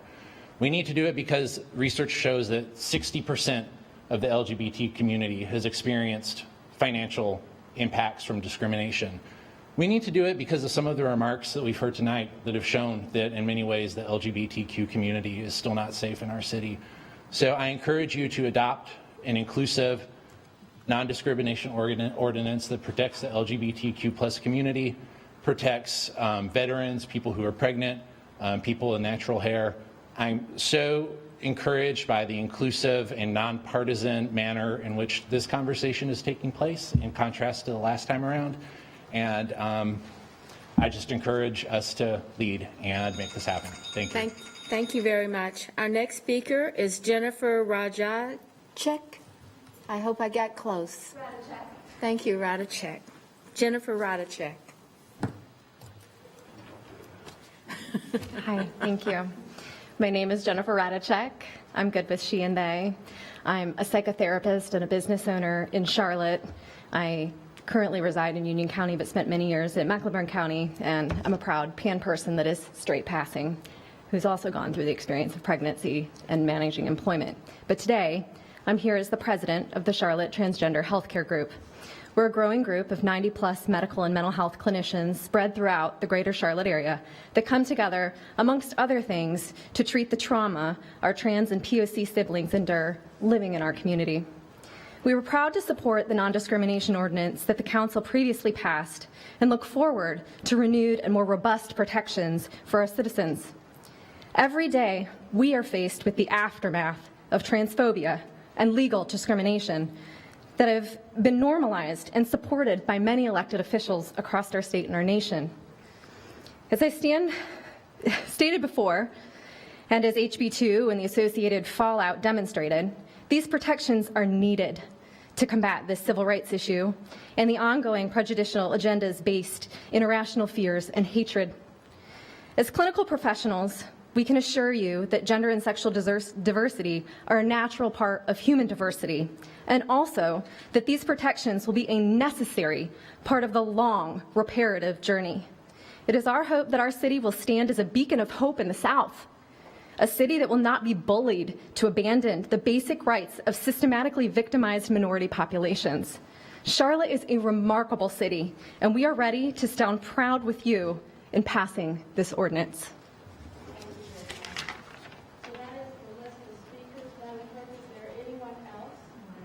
All right, then I'd like to recognize the Mayor Pro Tem. Thank you, Madam Mayor. Thank you, Madam Mayor. With that, I'd like to make a motion to receive public comments on proposed updates to the City Code of Ordinances and adopt an ordinance amending the City Code by adding familial status, sexual orientation, gender identity, gender expression, veteran status, pregnancy, and natural hairstyle to the list of protected classes in the commercial, non-discrimination, public accommodations, and passenger vehicles for hire ordinances, and adding new area to cover employment discrimination for all existing and proposed new protected classes. Do I have a second by Mr. Eggleston? Thank you, Mr. Eggleston. So now, I will now recognize the Mayor Pro Tem. Thank you. We'll all have comments. Well, what I'd like to do is, following our procedure, we certainly can go in any particular order that you would like, but everyone is invited to speak at least once, and then before we consider the motion. So we'll start with the Mayor Pro Tem, and we can go to Mr. Bakari next. Why don't I do this? You know, we have the order by which we vote. I will just follow that order that we have for our voting today. That will be, so at that time, does that make sense? All right, we'll start with the Mayor Pro Tem, and then we'll go Mr. Winston, Mr. Bakari, Mr. Driggs, if you choose to speak. Thank you, Madam Mayor. I can honestly say that this is probably the most consequential and important vote I've taken on my nearly 6 years on City Council. And that's because it fulfills a promise that I made before I ran to work on passing a non-discrimination ordinance that provides protections to all people, regardless of how they identify and who they love. It's been a long and tumultuous road to get to where we are tonight, but I know it's nothing compared to the long, bumpy, and often frightening road that our LGBTQ friends, neighbors, relatives, and coworkers have had to travel during much of their lives. We often say this, and I believe it, that Charlotte is a welcoming city that values all people for who they are and what they have to contribute. And tonight, we finally have an opportunity to go beyond those words and make it law so that all residents and visitors are able to live their lives safely in Charlotte with the love, dignity, and respect that all of us should have the right to enjoy. And I'll finish by saying this. I live my spiritual life every single day. And the Bible verse that's guided me since I was little is what I want to end with. Whatsoever you do to the least of my brethren, that you do unto me. And with that, that's how I'll be voting tonight. Thank you to support this. Thank you. Mr. Winston? Well, thank you very much. About 5 years ago, we all experienced an event here in Charlotte. It's been deemed the Charlotte Uprising. It's where I got my first introduction to local government. I remember a particular episode of Charlotte Talks. Harvey Gantt and Hugh McCall were on there. And I think it's a quote that probably a lot of us remember at this point in time, where they said they've seen leaders, they've known all the leaders throughout any movement in Charlotte, but when they turned on the TV, they didn't recognize anybody. There's nobody that they knew. I was one of those leaders, and I had the chance to sit down for breakfast with Mr. McCall some weeks or months after that at Eddie's place right off of Sharon Amity over she crab soup. You know, I told him, one of the first things I told him when I sat down was that, you know, those leaders that were out there, they weren't me. I was a follower. I didn't know anything about protesting. I didn't know anything about organizing. I really couldn't at that point in time explain to you the difference between city council, county commission, and the General Assembly. I went out there and I followed the trans youth, the queer, gay, lesbian organizers and leaders, and predominantly women, black women. And I thought a lot about that, you know. Why were they so equipped? Why did I just would step back on the front lines and emulate the things that they were doing? I learned how to put my body on the line and how to use my voice. I learned how to do it very quickly because the leaders that were out there, they've been doing this. They had been doing it for most of that year here because of what had happened with the first or the second NDO and HB2. But they had been doing it way before that, as been told by so many of our speakers here in the halls of government, but every day of their lives. So for those people who have been fighting for so long, who are just seeing their rights, not that they have earned any rights, but that their rights are being upheld in our municipal code, I say I love you, I see you, and I thank you. This council member thanks you for setting the example and teaching me how to serve my community. And I've been grateful to think about that quite often over these past 5 years, and not a day really goes by where I don't consider the lessons that you have taught me. So thank you, and I look forward to voting yes to this ordinance tonight. Thank you. All right. Mr. Bakari? Thank you.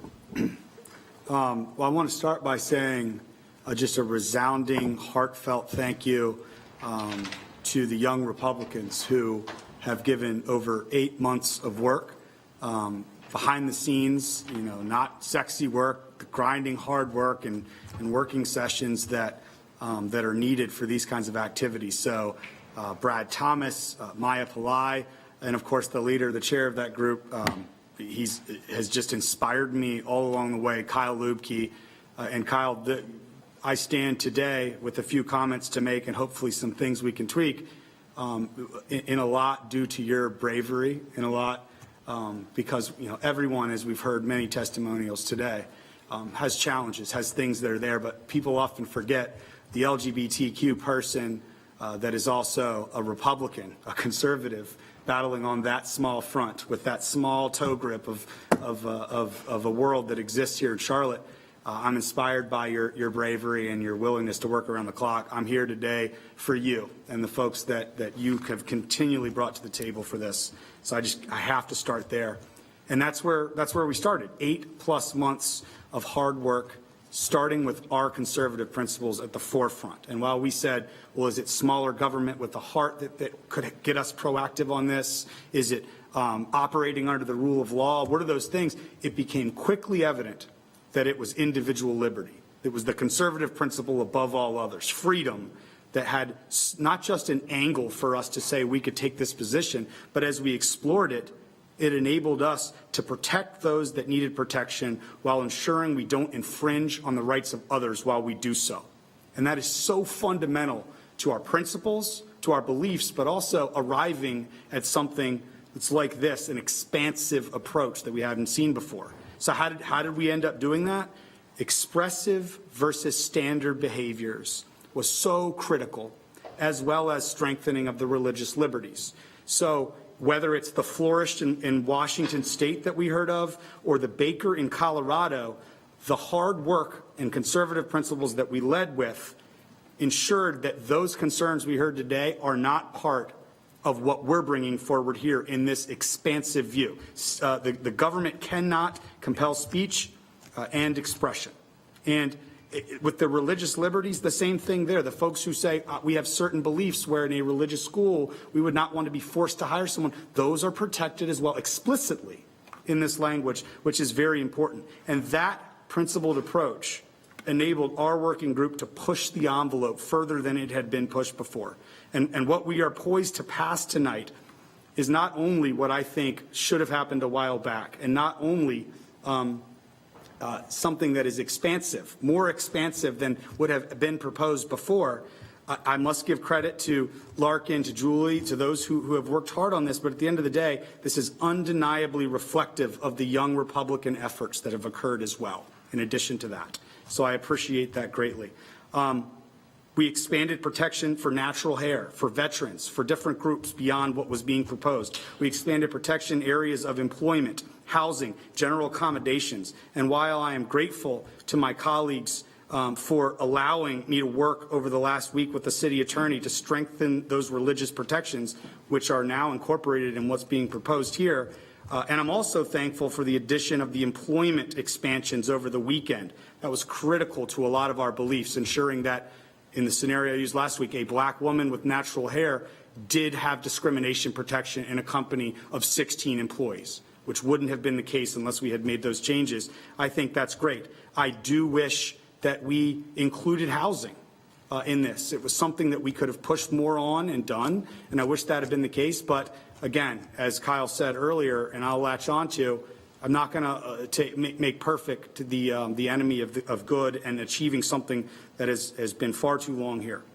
And I think I'll kind of close out by saying I think that one of the things I'm most proud of in that groundwork, 8+ months of work before anyone even knew that we were on some road show to talk about it, we came up with the principles, but then we went around the state and we talked to leaders in the General Assembly, statewide groups, Christian leaders, all these others. Again, not saying please support us, but saying let's talk it through. We want there to be no surprises.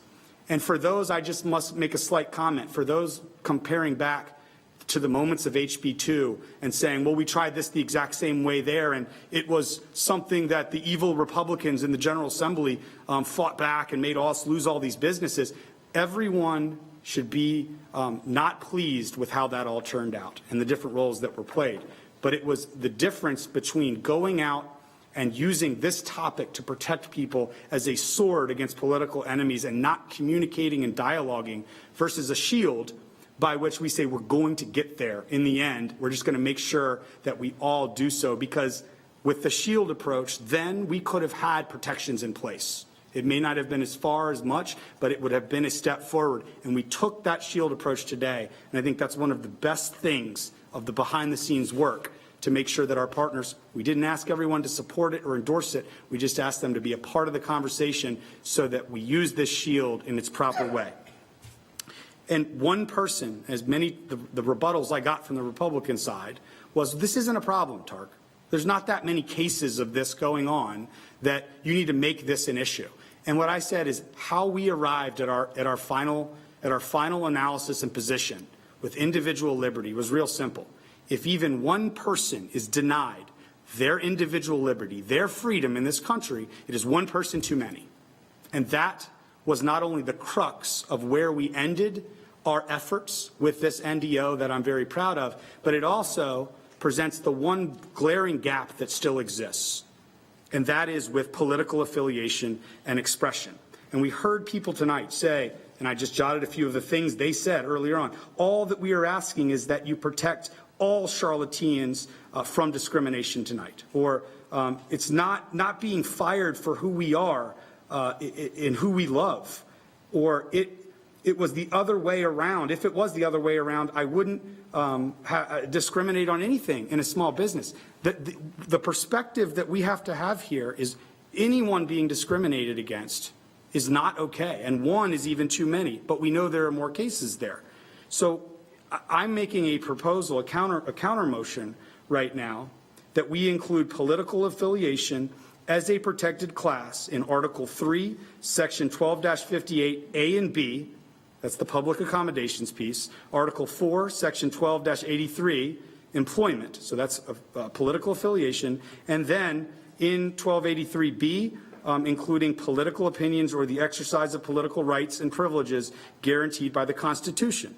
Because at the end of the day, if we will sit here and say all these other protections against discrimination are valid, but in our city, it's okay for someone to be fired because they marched with Republicans the weekend before, and we're going to fire them, or someone to be turned away from a rental property because they went into the Mecklenburg Board of Election and looked it up and saw Republican, or if I walk into a coffee shop and I wear Republican cufflinks, that it's okay for them to not serve me coffee. And that's the fundamental point, which is I hope in this counter proposal, counter motion that I'm making, that tonight we universally say all discrimination is bad, not some discriminations. So I make that motion, Mayor.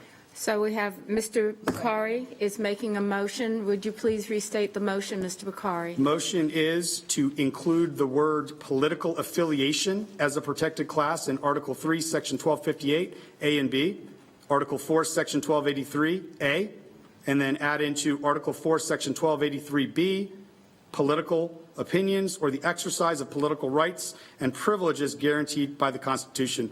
City Attorney Baker, you will recognize that from our draft.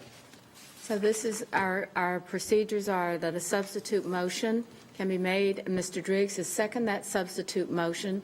So the substitute motion will now be discussed. So I'm going to continue the discussion. Mr. Bakari, do you have anything else that you'd like to add on your substitute motion?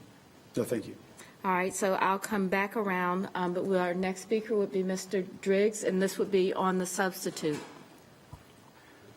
I have remarks for the original motion, Mayor. Do you want me to? You have to do the substitute motion. The substitute motion has to be voted on first, so I don't know. I thought we would have, am I incorrect? We have to discuss the substitute motion first.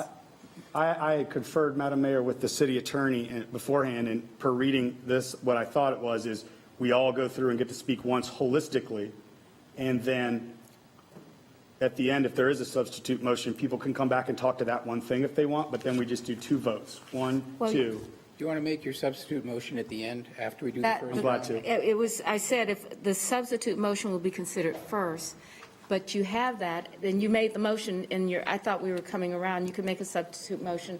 Mr. Baker. What you can do is go through the original motion, if everyone understands what it is that you're doing, You can go through the original motion and then come back to the substitute motion if you want to continue the train of thought, because I think that's where everyone is. I understand. And so then after that, would we then start a new train of thought on the substitute motion? If people want to speak on the substitute motion, and then All right. you would vote on the substitute motion first. Okay, so I believe it's the desire of the council. Mr. Driggs has expressed the desire to speak to the main motion instead of the substitute, and reserves, I guess, the right to come back and speak to the substitute later. All right, Mr. Driggs. Thank you, Mayor. I want to say right up front that I believe that members of the LGBTQ plus community should not be subjected to mistreatment or disadvantage solely because of their membership in that community. Early in my business career, I worked in New York City at a time when many gay people were afraid to be recognized and lived anxious, secret lives. Some of them came out to me privately, trusting that I wouldn't judge them or reveal their secret. I thought it was wrong then that they were afraid, and I think so now as well. In fact, I would go a step further, as been suggested tonight, and say that there should be a prohibition of any kind of discrimination, properly defined. It would be wrong to treat a person badly because of their physical stature, their red hair, or say the school they attended. What if your boss is an alumnus of a university that loses an NCAA final against your school and denies you a promotion because they resent you as a result? That wouldn't be right.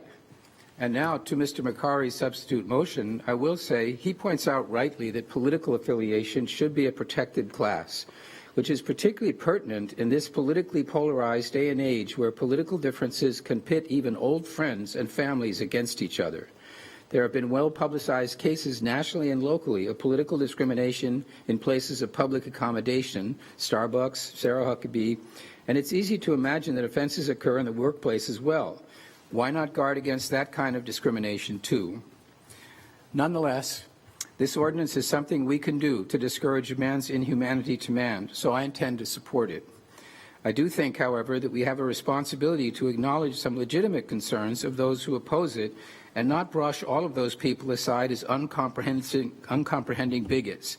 And I would refer to Ms. Peacock tonight, who I think made that case very well.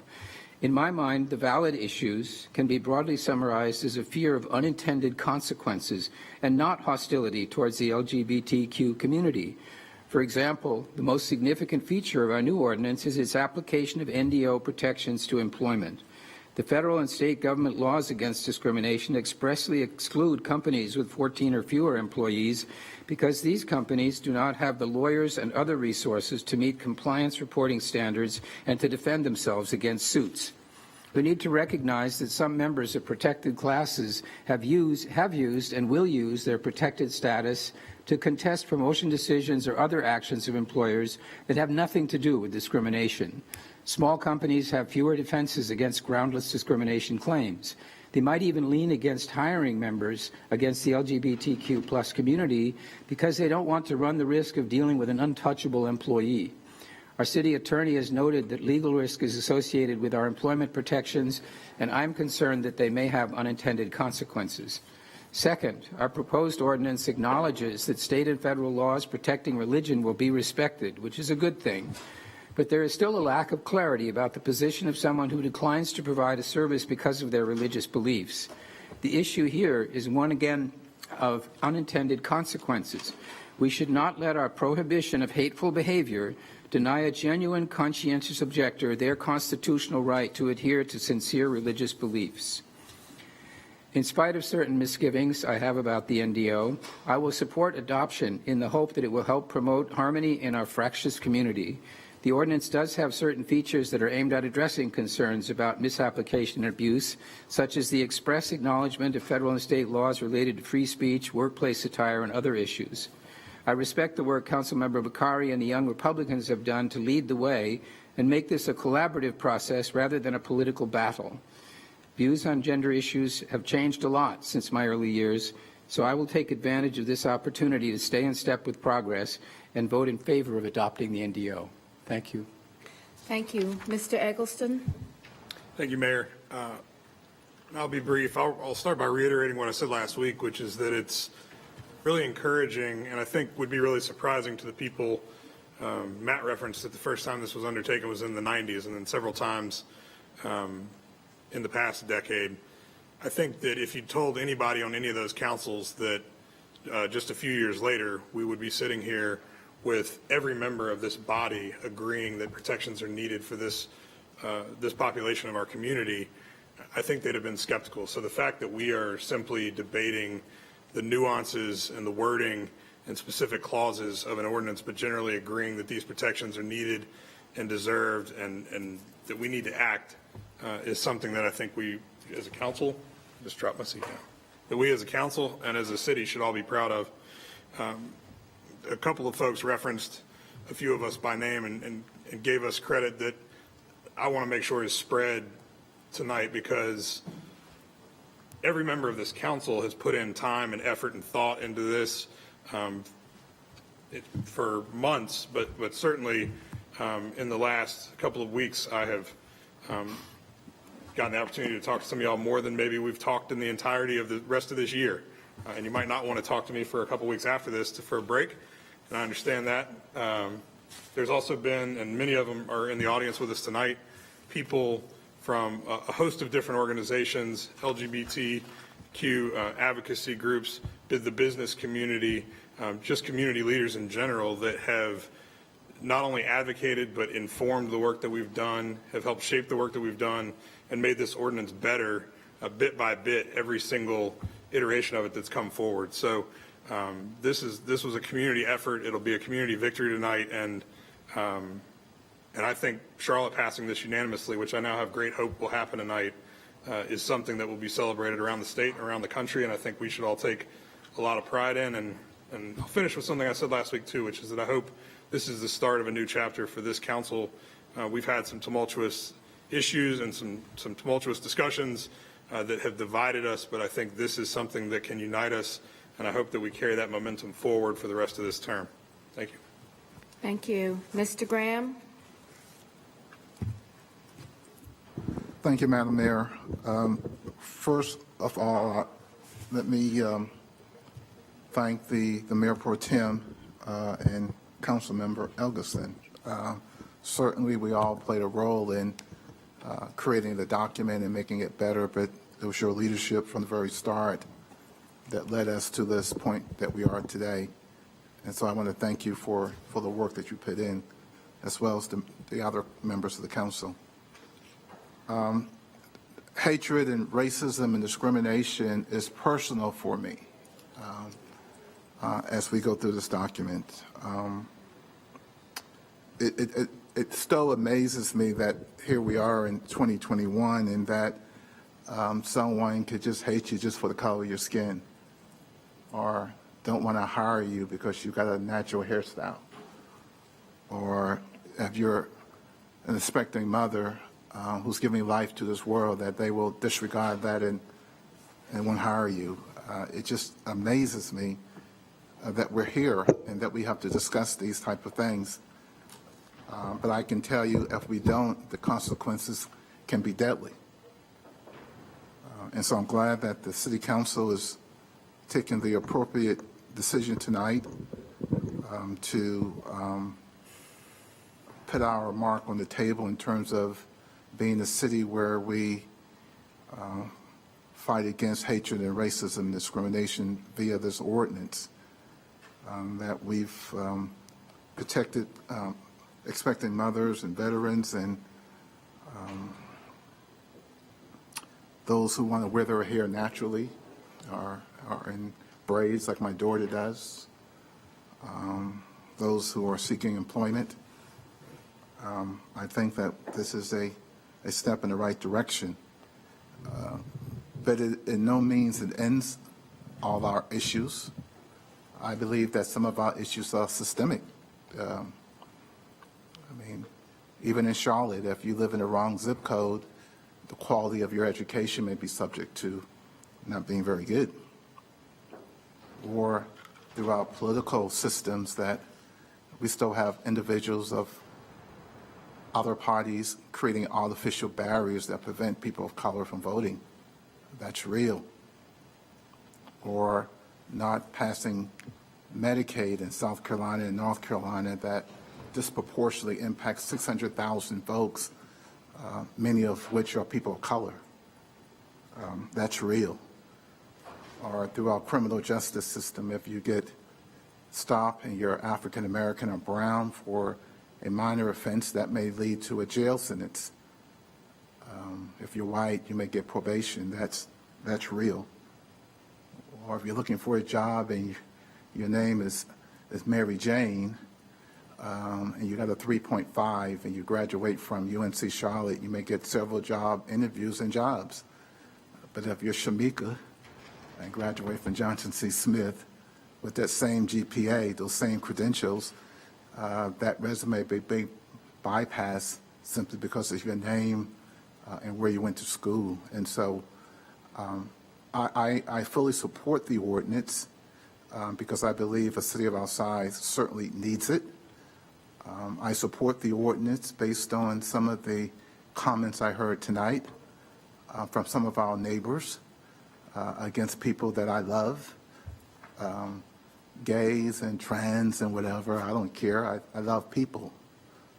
And people should be able to love who they want to love and express themselves the way that makes them feel comfortable. And no one should judge that.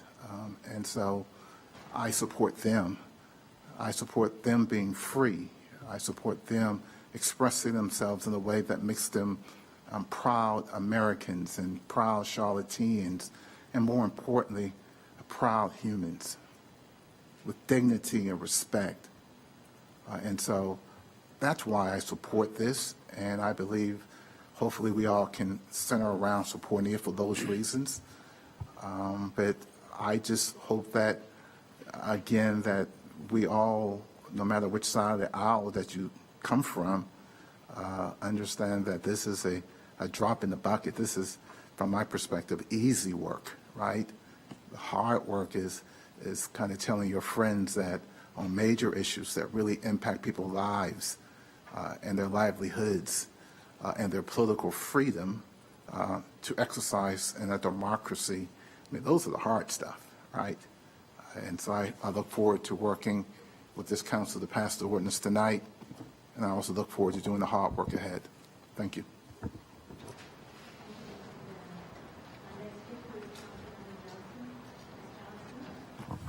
Thank you, Mayor. So this is easy. This is easy, and this is obvious for me. Yeah, I'm absolutely going to support it. But what shocked me was the hatred and the vitriol that came, that was demonstrated today in the name of Jesus. So, I mean, one of the most repeated scriptures is to love thy neighbor. It's repeated in the Bible like 13 times, and I don't want to judge, and I'm not a Bible scholar, so, but I know that the Bible also says that they shall know us by our love. So I'm looking forward. I'm honored to support this ordinance. It's also personal for me. You know, I have a child that was actually kicked out of Catholic school because of his braids. So we have to be society has to be so careful in what is considered correct due to religion. At one point, slavery was legal, and it was justified through religion. In the 60s, when I was born, and Negro is on my birth certificate, right? But we've since evolved. So it just kind of shows the culture. So I think that we should pray for one another, that the city and the country be more open-minded to one another. I'm looking forward to, I'm honored, and I'm excited to support this ordinance. But again, I hope that that the people who are opposed to it for religious reasons specifically, and I understand specifically in that kind of hatred, way, and I just pray that they read the New Testament and just and really kind of take a look at what's been justified through religion in the past, and love one another, as the Bible says, 13 times at least. Thank you. All right, thank you, Ms. Johnson. Mr. Newton? Amen, Councilwoman Johnson. I really appreciate your comments. I wanted to start by saying that the protections in this ordinance, they have been long awaited and they are long overdue. And I am elated, much like my colleagues, that we are finally here tonight to vote yes on this. This ordinance itself is clearly the product of a lot of hard work, and I want to thank everyone who was involved in its formation and creation. And this ordinance, along with the process it establishes, will provide a refuge for those facing discrimination in our city, and it will also serve as a deterrent for anyone who is contemplating discrimination in our city. Our vote tonight, and I think this is very important to note, our vote tonight sends a message as we finally join municipalities across our state, municipalities across our country in saying, no more, not in our city. It reaffirms that we truly are a welcoming and inclusive city for all. And I, much like many of my colleagues have already noted, could not be any prouder to support it. Thank you, Madam Mayor. Thank you, Mr. Newton. Ms. Watlington? Thank you, Madam Mayor. I agree with much of what many of my colleagues have already spoken about tonight.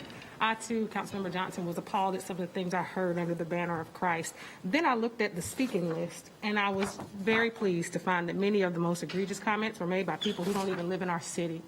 And that, to me, was progress. I will say,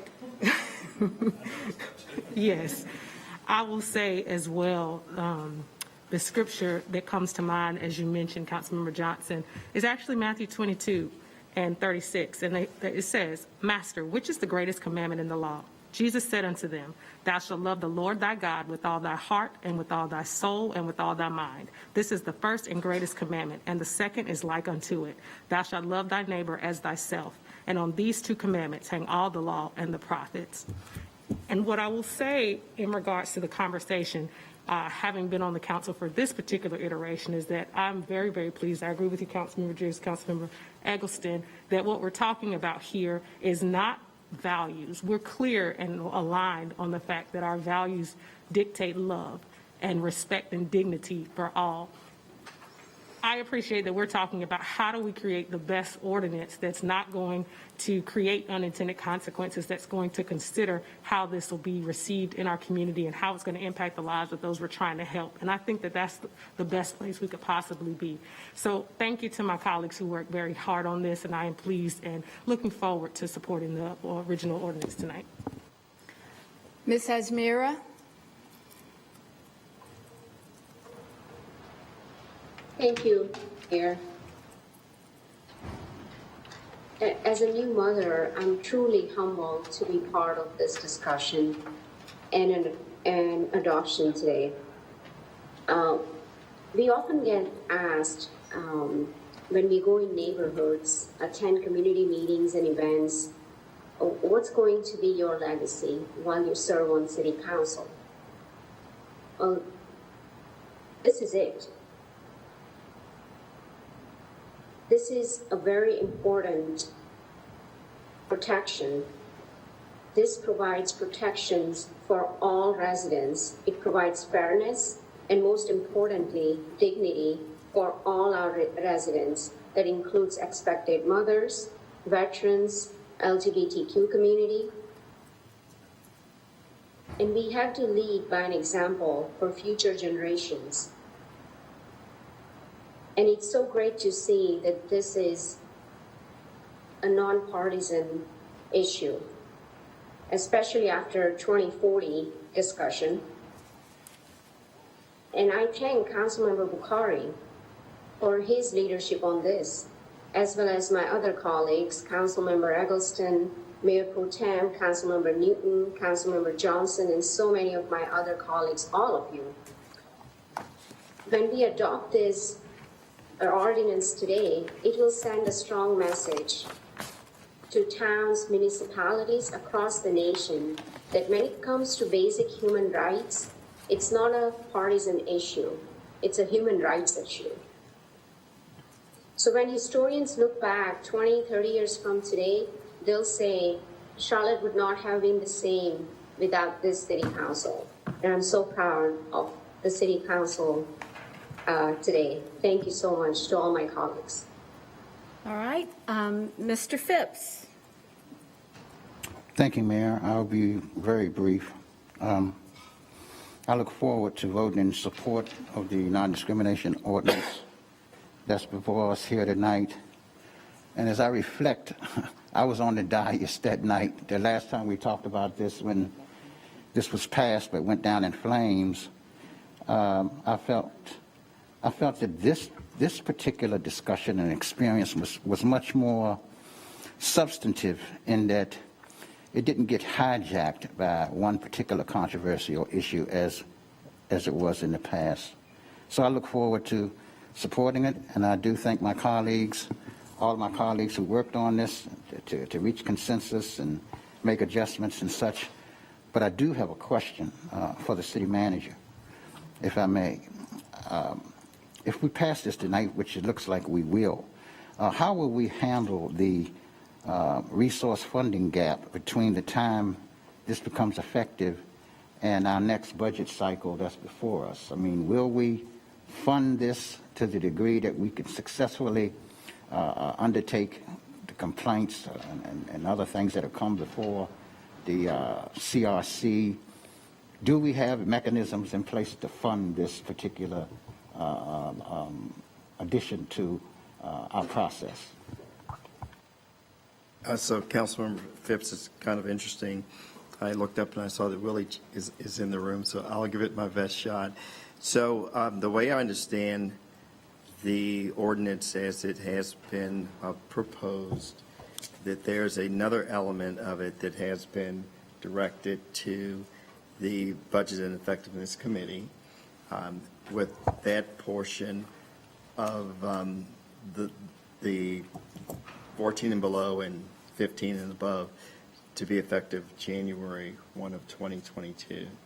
I believe there's time in between for us to assess what has been occurring with the other cities in North Carolina. As you do know, there are opportunities for us to look at existing staff and how we could reallocate existing staff. Currently, I believe for as Willie deals with conciliation, he has 1 fair housing manager and 3 community relations specialists. So we believe there will be more resources are needed, but that number of resources, I don't think that is something that we would be able to definitively say to you tonight, but we believe that we could work through whatever those resources that may be needed. A question, do you think then that it would require some additional staff to our legal team? Well, I can't. I'll try to say. I think that Mr. Jones doesn't really want to speak for Mr. Baker on this. Thank you for the question. Certainly, we will look at it and see what we can do with the existing resources that we have, but having not actually gone through an employment discrimination ordinance at the local level, I can't tell the number of complaints that would come in. We can certainly get through, I believe, the fiscal year with what we have, and we'll just certainly monitor the flow of complaints that may be coming to us. Thank you. So with that, I think everyone has had an opportunity to speak to the recommended ordinance prepared by the city attorney, and we'll go back around to the group to discuss the substitute motion at this time. Mr. Bakari, since you made the substitute motion, would you like to lead off? Sure. I won't belabor it since I already made the point before, but if anyone has questions on do we have the authority to do this, we have done with our lawyers, and hopefully Mr. Baker would concur, as I've had a couple quick conversations with him on it.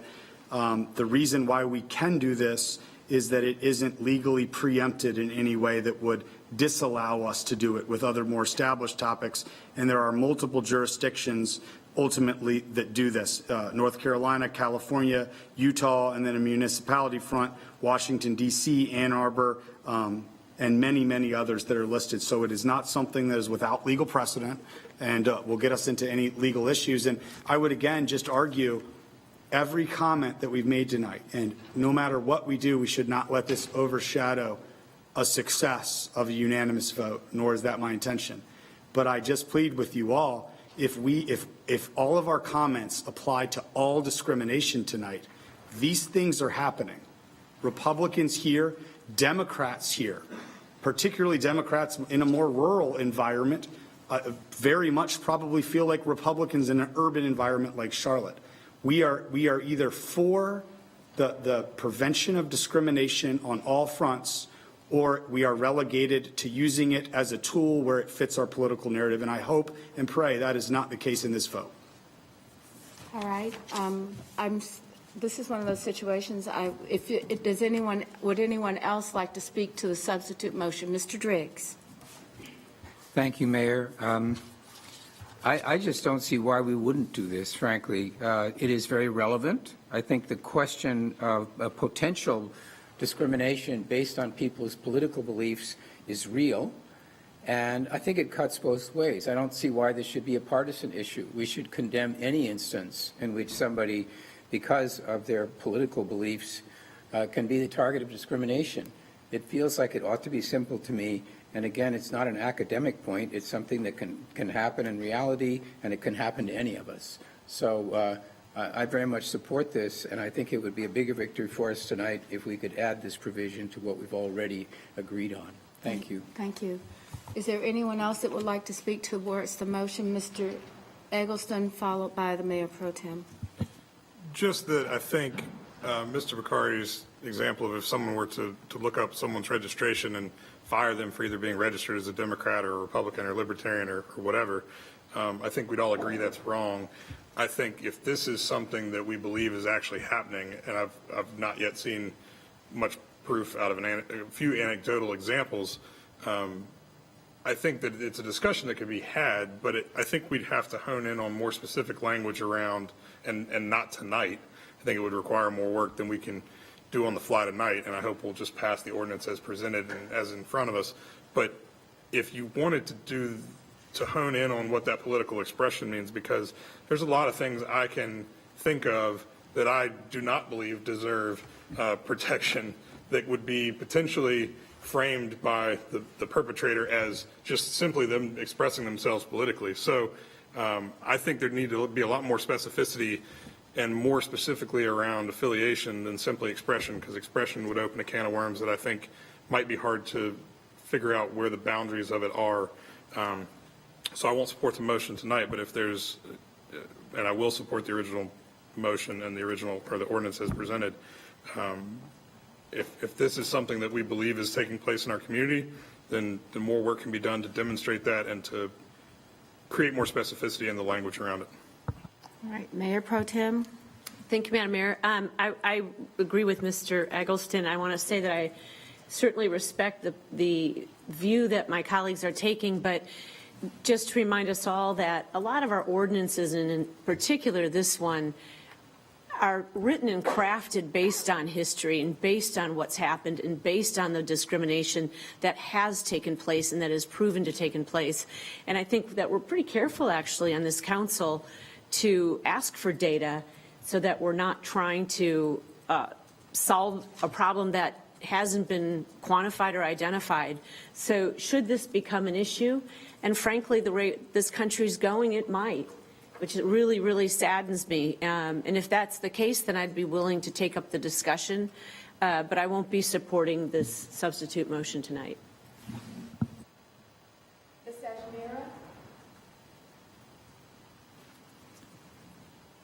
Ms. Ajmira?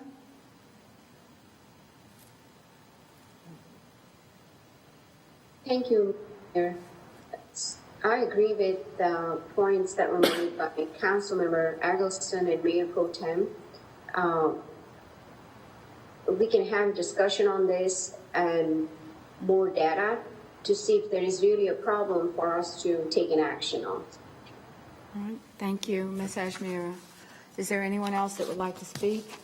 Hearing Ms. Watlington? Yes, I just want to comment very briefly. For me tonight, the distinction is between identity versus expression as well. You can be a Republican today, and tomorrow you can be an independent. The day after that, you can be a Democrat. I think that's a very different discussion than what we're talking about tonight is basic protections based on your identity. So tonight, I will not be supporting the substitute motion for that reason, but I'm also open to having those conversations going forward. All right. All right, so now we'll take a vote on the substitute motion. I'll do it by roll call. The substitute motion to add, do you need to restate the motion? I think. Okay, we're good. Does anyone need the motion restated? All right, with that, if you are supportive of the substitute motion, yes, and no. If you're not, I start with Mr. Winston. No. Mr. Bakari? Yes. Mr. Driggs? Yes. Mr. Eggleston? No. Mr. Graham? No. Ms. Johnson? No. Mr. Newton? No. Ms. Watlington? No. Mayor Pro Tem? No. Ms. Ajmira? No. Mr. Phipps? No. The motion does not pass. Now we'll go back to the primary motion, which is the adoption of the non-discrimination ordinance that was sent out to you over the weekend.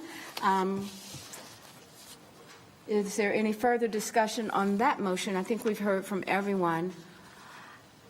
If we have, hearing no further discussion, I'm just going to lead off just for a moment. You know, being mayor is a great honor, but I certainly wish I were a council member so I could raise my hand yes. It would have been my third yes vote for a non-discrimination ordinance. You can take an unofficial vote.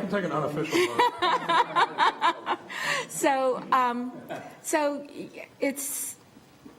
it is a moment for us to understand. There are lots of times that this council has worked together on so many things that we have this moment where we actually come together and take every part of what our community residents have asked, and we've put it in a statement of values and a statement of action that's implementable and accountable. So I really wish for this to be my third vote to support this ordinance, but not being a council member, I think I'm a little bit overwhelmed because I really do believe this is such a right thing to do.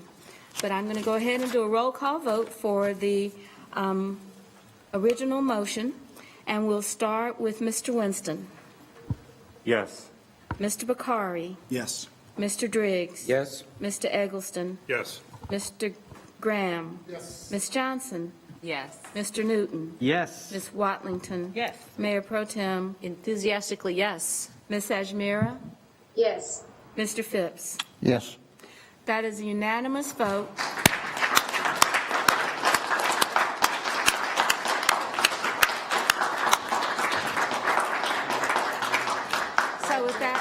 So what I would like to do is take a 10-minute recess, 10 minutes. We still have an agenda to go through. A 10-minute recess. We will reconvene.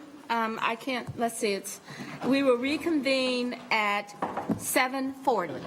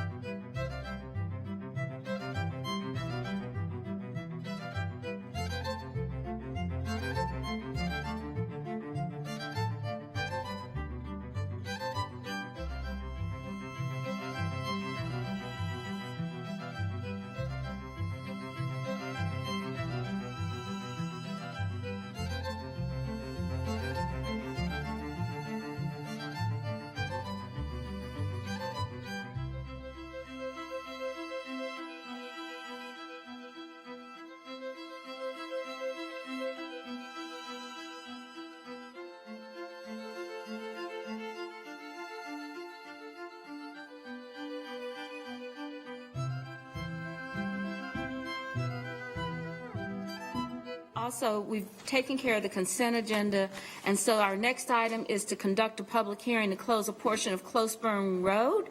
And we have no speakers signed up. Do I have a motion? Second. A motion to close and a second. Roll call vote. Mr. Winston? Yes. Close the public hearing. Mr. Bakari? Yes. Mr. Driggs? Yes. Mr. Eggleston? Yes. Mr. Graham? Yes. Ms. Johnson? Yes. Mr. Newton? Yes. Ms. Watlington? Mayor Pro Tem? Yes. Ms. Ajmira? Mr. Phipps? Yes. Thank you, Ms. Ajmira. Mr. Phipps? Yes. All right, that's, We have one more policy item for Haley Gentry. oh, I thought we were going to do, you're right, sorry. Where is that on my list here? Okay, all right, we have one more policy. Is it a part of the city manager's report? I'm sorry, we skipped the city manager's report, so I'm going to turn it over to Mr. Jones. Thank you, Mayor and members of council. Tonight, we have our Aviation Director, Haley Gentry, coming in to give you an update on the Carolina Aviation Museum. It's something that we've discussed maybe a year and a half ago, and we have an update because there's an item that's going to come before the council, I believe, in the September timeframe. So with that said, I'll turn it over to Haley.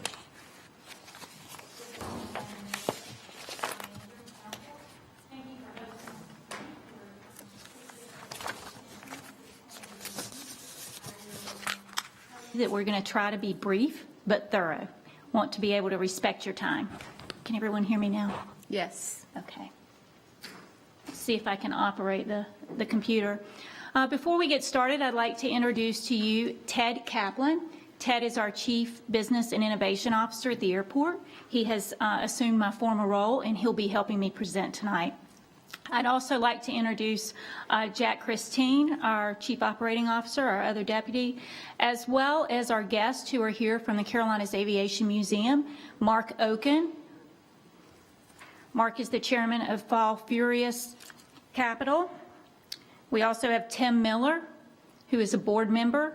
He is with Behringer Construction.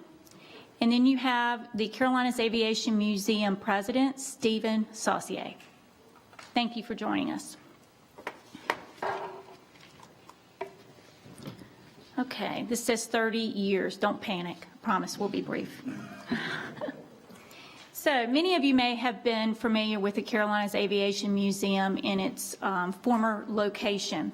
I'm going to try to hit a few high spots of the history and what has occurred during the past 30 years. They originally opened in 1992. It started as a group of volunteers, avid aviation enthusiasts, and they were based in a historic hangar that the airport owns on our property. That has multiplied over the years as well as their collection. They eventually moved into what is known as, or was known as Hawk Air, which was the former First Union Wachovia hangar, which the airport acquired after their merger, the Banks merger.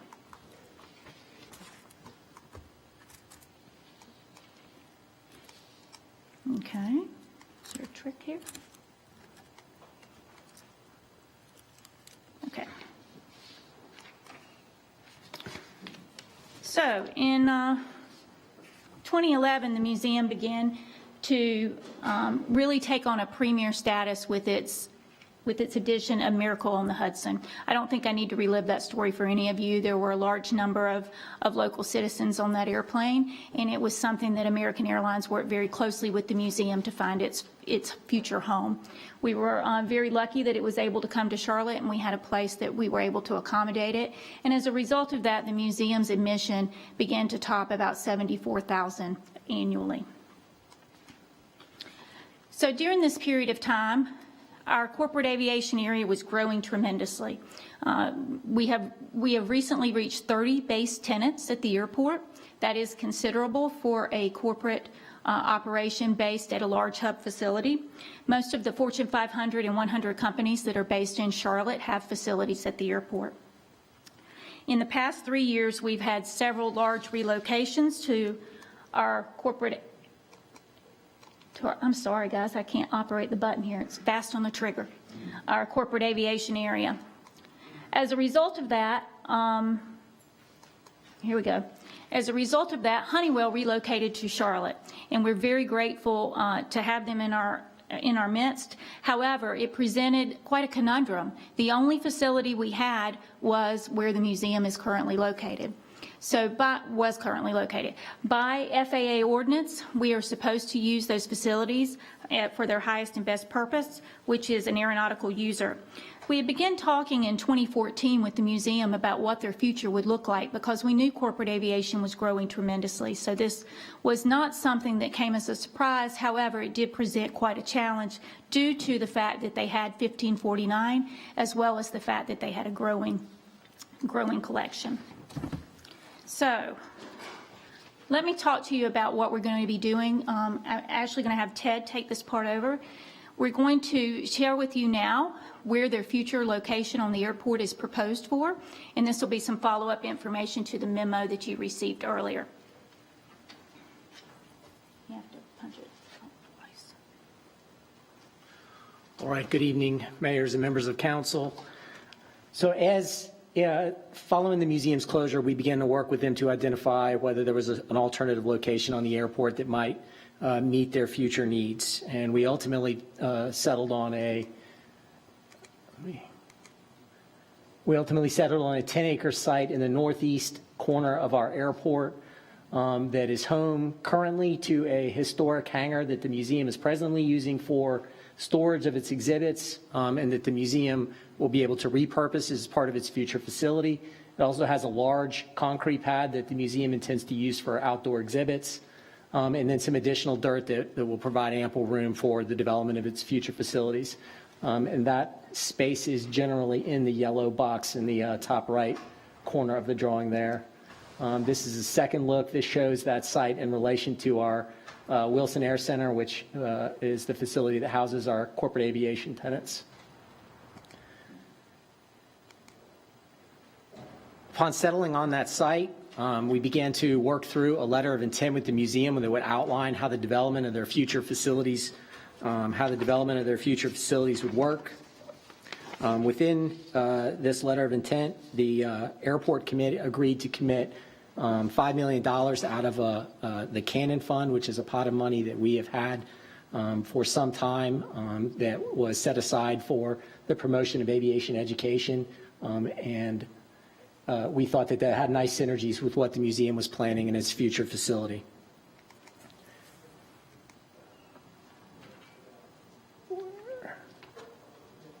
Let's see, can't tell where we are.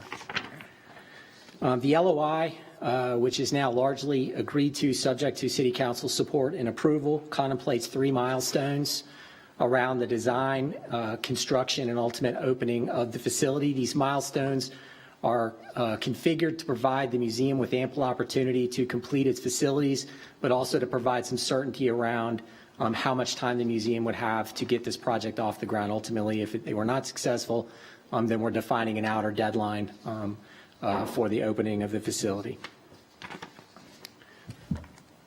Oh, excuse me.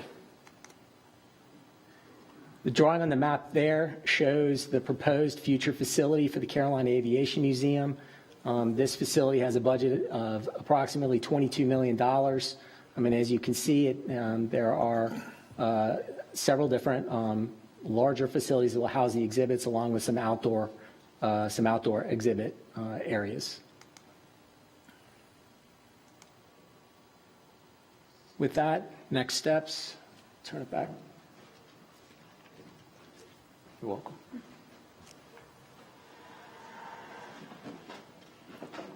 Thank you, Donata, for helping the vertically challenged. Could not see that. So, next steps. We have reached a milestone, we believe, with the museum. We are very close to having them reach their first milestone, financial milestone that is recorded in the LOI. We expect that to occur this month. In addition to that, we're preparing a lease to come to council in September, which will be the first time you have the option to weigh in on this as in an action format. And then we hope to finalize and submit a site development plan and begin our early site work later this year, early 2022. We gave you a lot of information in your packet, so this is not meant to be comprehensive. The information you have in your packet is meant to give you the nitty-gritty detail. And in closing, we have a brief, well, this is a graphic the museum has produced, a conceptual graphic, and we have a video that we can play. It's very brief, although it doesn't look like it's going to queue up. Okay, well, we'll send you that via link, and you can look at that. So I apologize for the technically challenged operation here. Are there questions? We do have representatives from the museum here, and I'm happy to take any that you may have. Are there any questions about the airport work with the Charlotte Aviation Museum? I got one. All right, Mr. Phipps? Yeah, what is the status of the Miracle on the Hudson? Are they going to be able to, we're going to be able to retain that? They're going to have to move during the construction phase of the new facility, or how would that work? Currently, the museum is storing their collection on site at the airport, and that does include 1549. They have every intention to retain that aircraft, and it will be the center point of the museum based on what I understand to this point.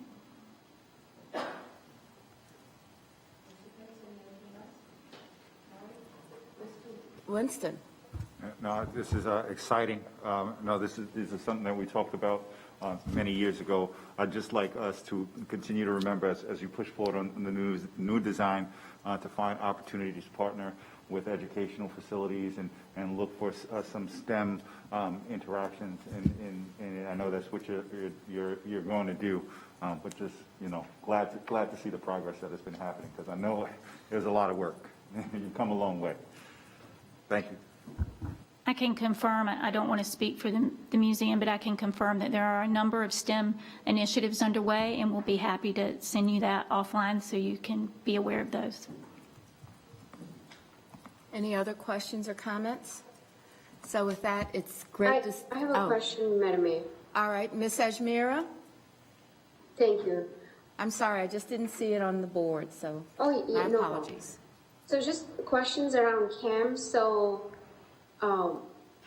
we are using that pot of money for this. Is that coming out of the enterprise, or is that just a separate a private grant to the airport?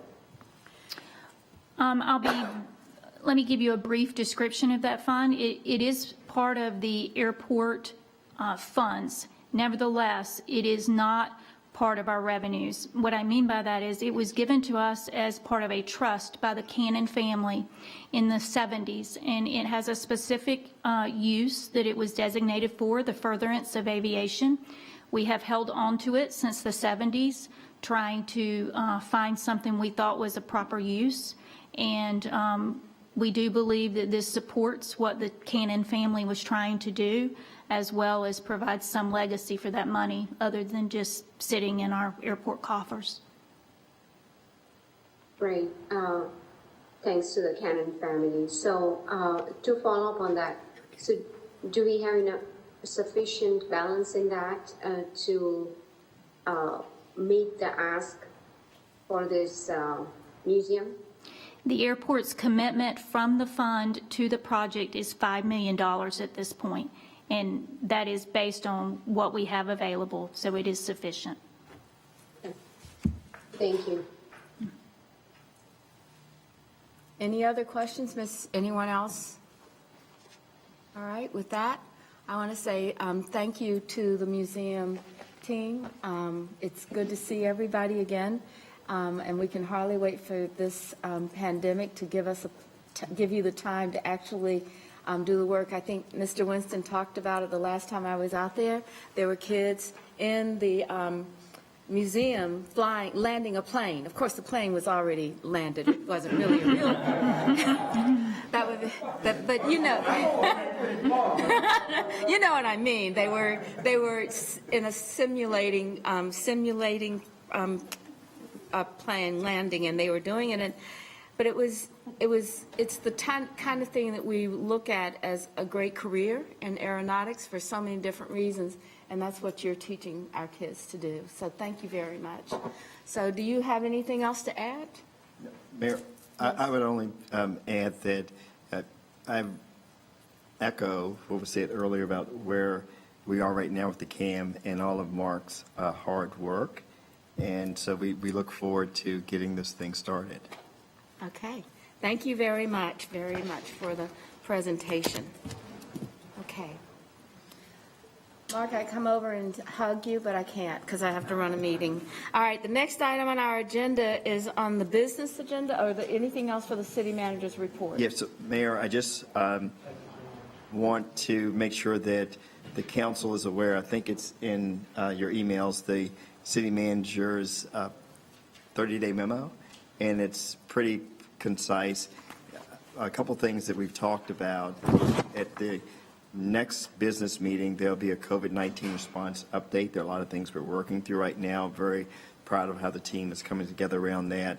What I promised was that after the break, we would come back and have an update, well, a manager's report on the 2040 plan process.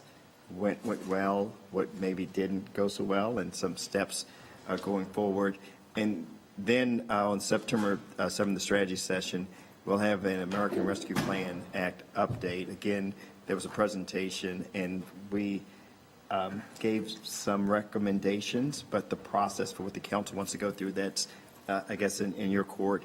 And we would have a Connect Beyond update, which is what the Central Iowa is doing in terms of something bigger than just the TMN. So just some pretty lofty topics over the course of the next month or so, and just wanted to make sure the council knows where we're trying to go with that. All right. Mr. Bakari? Mr. Manager, are we ever planning on going back into the chamber? We had planned on, Mr. Bakari, going back into the chamber at the beginning of August, and then the Delta variant came in. There were some questions amongst council members about how we could keep everybody safe. So we just decided to stay here. But when the council's ready to move back, we can do that. But again, we had planned on after the break coming in, but then the Delta variant, we wanted to be abundantly cautious with council. Could we also consider renaming it the Joe Bruno Arena? I think that's a really good. The second that, but not the first thing. I think, I know that we have a larger body than most of the other governmental units that are in the chamber often, but it's something that we have to really figure out, working with the CDC guidance that we have for the separations and mask and all of that. So, but I think it's a weekly decision. It's made every week that I can recall. So, all right. Yes, Ms. Johnson? Yeah, speaking of CDC recommendations, what are the current recommendations like for the public? I know that masks are recommended, but are we moving towards possible temperature tests or masks being required for the public, or because I know that we can't tell and ask who is vaccinated as far as the public. There were a lot of people in the room, like today, right, who weren't masked. And so just for safety precautions, are we looking at requiring temperature tests, or what are you thinking for future, going forward? So thank you, Councilmember Johnson. That's part of what we'd like to come back on the 23rd with. But I will tell you, and I think, good, I have Brent in the room, we are following the CDC guidelines with the recommendation for the wearing of masks in all of our government facilities. And we are beginning to get baseline data on our employees in terms of vaccination status.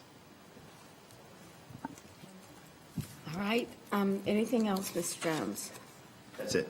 All right. So the next item on our agenda is to go to the business agenda, which is the first two items are really around the work with the UDO and the 2040 plan. Item number 7 is to establish the Charlotte Equitable Development Commission. And the action is to adopt an ordinance establishing it. Earlier in the meeting, I talked about what those responsibilities and accountabilities were, and of course, I'll not find the sheet of paper with them on there, but what I'd like to do is we'll send out the accountability information again to everyone and ask you to really encourage people to apply.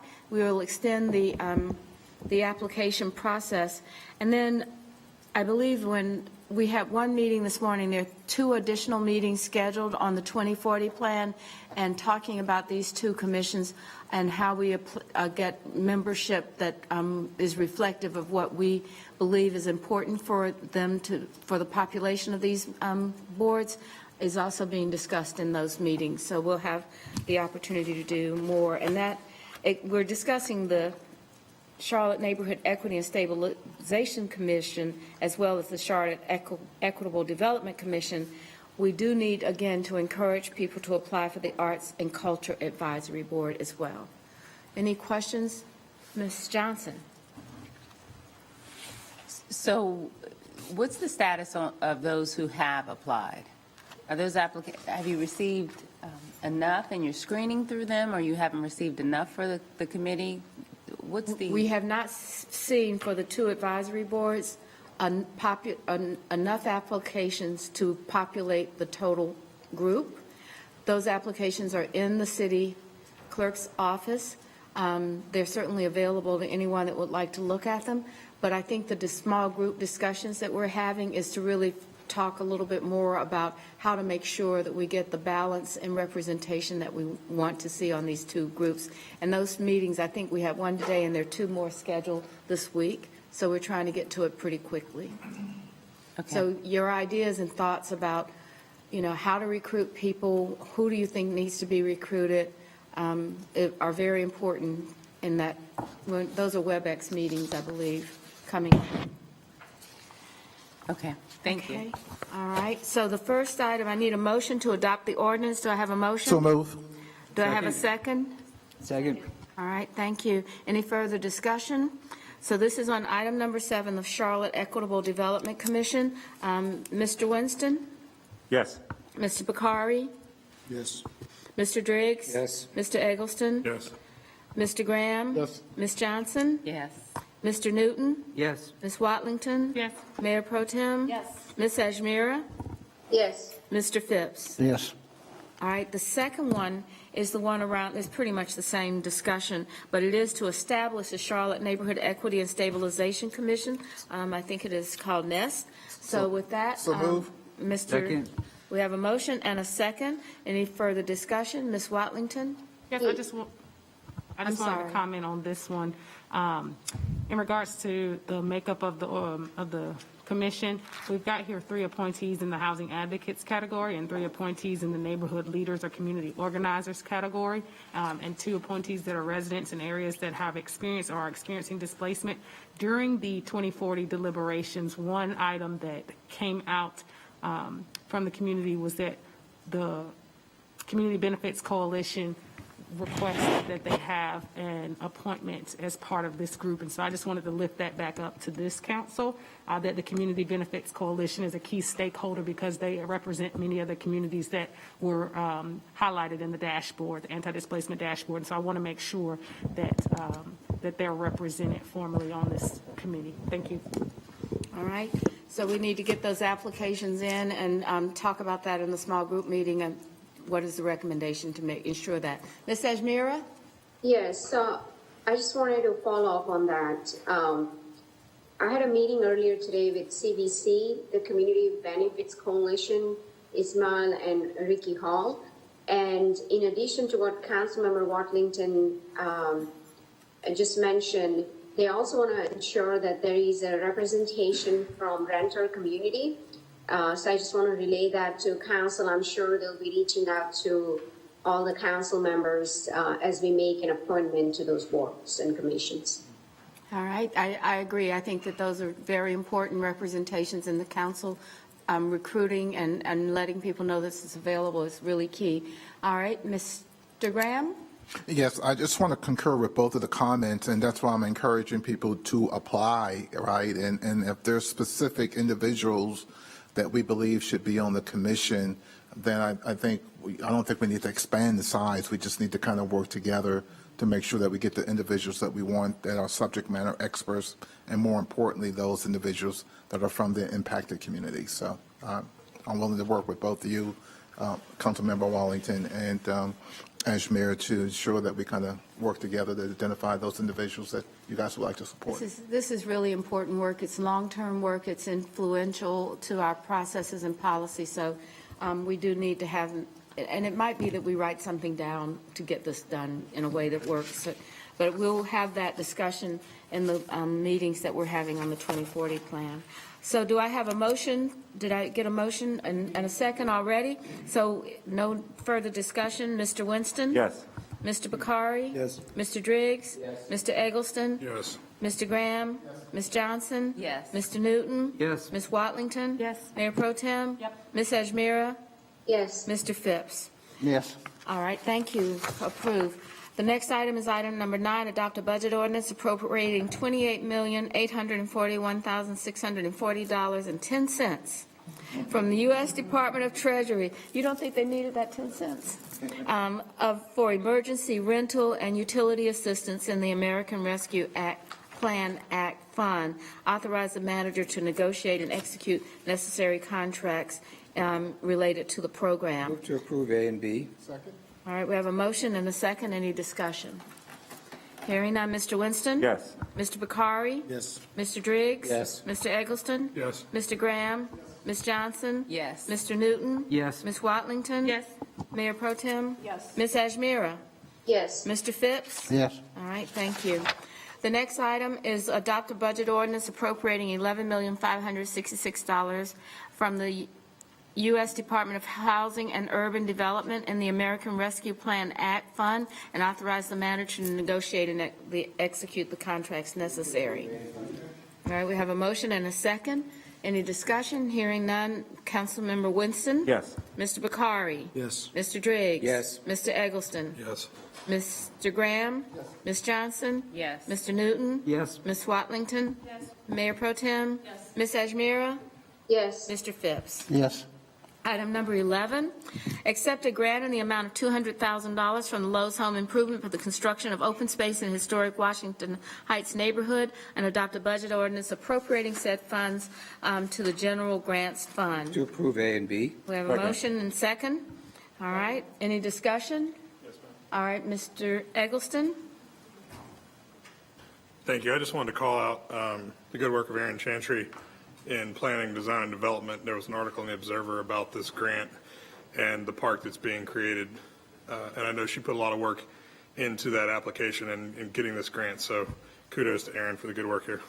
All right, thank you. Always good to get a compliment and have that done. I think we forget sometimes how much work goes on in this, from these folks working in the corridors, working to make our sidewalks and roads safer. So thank you. That was notable, Mr. Eggleston. All right, so we have a motion and a second. No further discussion. Mr. Winston? Yes. Mr. Bakari? Yes. Mr. Driggs? Yes. Mr. Eggleston? Yes. Mr. Graham? Ms. Johnson? Yes. Mr. Newton? Yes. Ms. Watlington? Yes. Mayor Pro Tem? Yes. Ms. Ajmira? Yes. Mr. Phipps? Yes. All right, item 12, accept a grant in the amount of $1.2 million from the Greenlight Fund to support the implementation of the Alternatives to Violence program in Charlotte and adopt a budget ordinance appropriating $1.2 million from the Greenlight Fund in the Neighborhood Development Grants Fund. Do I have a Motion motion? to accept and adopt. Okay, we have a motion and a second. Any discussion? None. All right, Mr. Winston? Yes. Mr. Bakari? Yes. Mr. Driggs? Yes. Mr. Eggleston? Yes. Mr. Graham? Ms. Johnson? Yes. Mr. Newton? Yes. Ms. Watlington? Yes. Mayor Pro Tem? Yes. Ms. Ajmira? Yes. Mr. Phipps? Yes. The next item is adopt an ordinance with an effective date of August 9th, 2021, amending the historic landmark designation ordinance for the property known as the Edgewood Farmhouse that would designate portions of the land previously that would de-designate portions of the land previously included with the designation. Motion to adopt. We have a motion and a second. Any discussion? Hearing none. Mr. Winston? Yes. Mr. Bakari? Yes. Mr. Driggs? Yes. Mr. Eggleston? Yes. Mr. Graham? Yes. Ms. Johnson? Yes. Mr. Newton? Yes. Ms. Watlington? Yes. Mayor Pro Tem? Ms. Ajmira? Yes. Mr. Phipps? Yes. The next item is adopt an ordinance with an effective date August 9th, 2021, designating portions of land previously included in the landmark designation for the property known as Victor Shaw House. Do I have a motion? So moved? Second? Second. All right, any discussion? Mr. Eggleston? Just because I know Mr. Phipps asked about these in our question and answers, and it might strike people as odd that we're de-designating things, but as is the case with most of these, and I can speak specifically to this Victor Shaw House, is a long-term solution was identified to preserve the core of this historic property by allowing some of the outer pieces of undeveloped land to be developed. So while we are de-designating property, we are preserving the actual house that is the reason that this is a landmark. So if that's striking people as strange, I assure you there's logic behind it, and it comes recommended from the Landmarks Commission. Thank you very much for the explanation. The next item is Got to vote on it. Oh, I'm sorry. Let's vote on the Victor Shaw House. All right, Mr. Driggs, did you ask to say, were you wanted to say something? Okay, Mr. Winston? Yes. Mr. Bakari? Yes. Mr. Driggs? Yes. Mr. Eggleston? Yes. Mr. Graham? Ms. Johnson? Yes. Mr. Newton? Yes. Ms. Watlington? Yes. Mayor Pro Tem? Yes. Ms. Ajmira? Yes. Mr. Phipps? Yes. You know, Ms. James, we've got 4 of these to do, so we'll keep going. All right. The next one is adopt an ordinance with an effective date of August the 9th, designating the property known as the Irwin Building as a historic landmark. Motion to adopt. Second. We have a motion and a second. Any discussion? Yes. Who said that?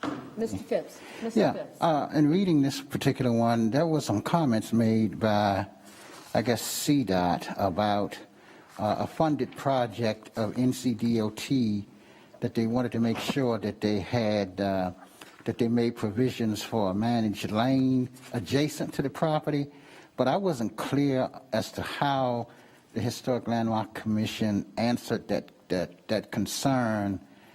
They seem to point to some sort of process that would be undertaken after this vote. So I was just curious as to how that works when you have questions by, I guess, one of the entities about the project and the impact that it could have on a slated project. How do they work around to address those concerns? This is something that, I can get an answer for later on, but I just wanted to get some clarity on that. And just one other thing, Mayor, on these 4 items, there was one of them that a former mayor's house was formerly designated as a historical landmark. So you still got some hope that you're clear. I still got some plans for it, huh? Yeah. It's so funny. The first house that we bought, was on Greenway Avenue in the Elizabeth neighborhood. I think we paid some 5 figures, and I saw it listed for more than 6. Motion to designate Mayor Lyles' first house as I was just like, it's amazing. So anyway. One other comment. Yes. I'd like to give my motion to Mr. Newton, because I know he's worked on this one a lot. Okay. So I didn't mean to steal your motion. The Irwin Building. All right, so the question is, do we need to get an answer for this tonight? No, not tonight. I mean, right, at you'll some get point, an answer and it was later. another one that had similar comments about some concerns that they had about the how they were going to handle the property after the deregistration. That I want to know, what's the process through which we see that those concerns are properly addressed and handled? I would imagine Mr. Thompson from the Landmarks Commission would be happy to debrief with you on any or all of those. And is probably watching, so. Mr. Thompson, call Mr. Phipps. Yeah, he did do that, but I forgot. Somehow I lost his number. I think he did. I was going to say, they did talk. Okay, let's go ahead and take action on this one. Mr. Winston? Yes. Mr. Bakari? Yes. Mr. Driggs? Yes. Mr. Eggleston? Yes. Mr. Graham? Ms. Johnson? Yes. Mr. Newton? Yes. Ms. Watlington? Yes. Mayor Pro Tem? Yes. Ms. Ajmira? Yes. Mr. Phipps? Yes. All right, the next one is adopt an ordinance with an effective date of August the 9th designating the property known as the Larkwood Chatborn Hosiery Mill Plant as a historic landmark. Can I have a motion? Approve. Second. All right, motion and second. Hearing any discussion, questions? All right, Mr. Winston? Yes. Mr. Bakari? Yes. Mr. Driggs? Yes. Mr. Eggleston? Yes. Mr. Graham? Ms. Johnson? Mr. Yes. Newton? Yes. Ms. Watlington? Mayor Pro Tem? Ms. Ajmira? Yes. Mr. Phipps? Yes. All right. The next item is item 17, adopt an ordinance with an effective date of August 9th designating the property known as the William H. Pepys House. Motion to adopt. Thank you. Second. All right. Any discussion? Hearing none. Mr. Winston? Yes. Mr. Bakari? Yes. Mr. Driggs? Yes. Mr. Eggleston? Yes. Mr. Graham? Ms. Johnson? Yes. Mr. Newton? Yes. Ms. Watlington?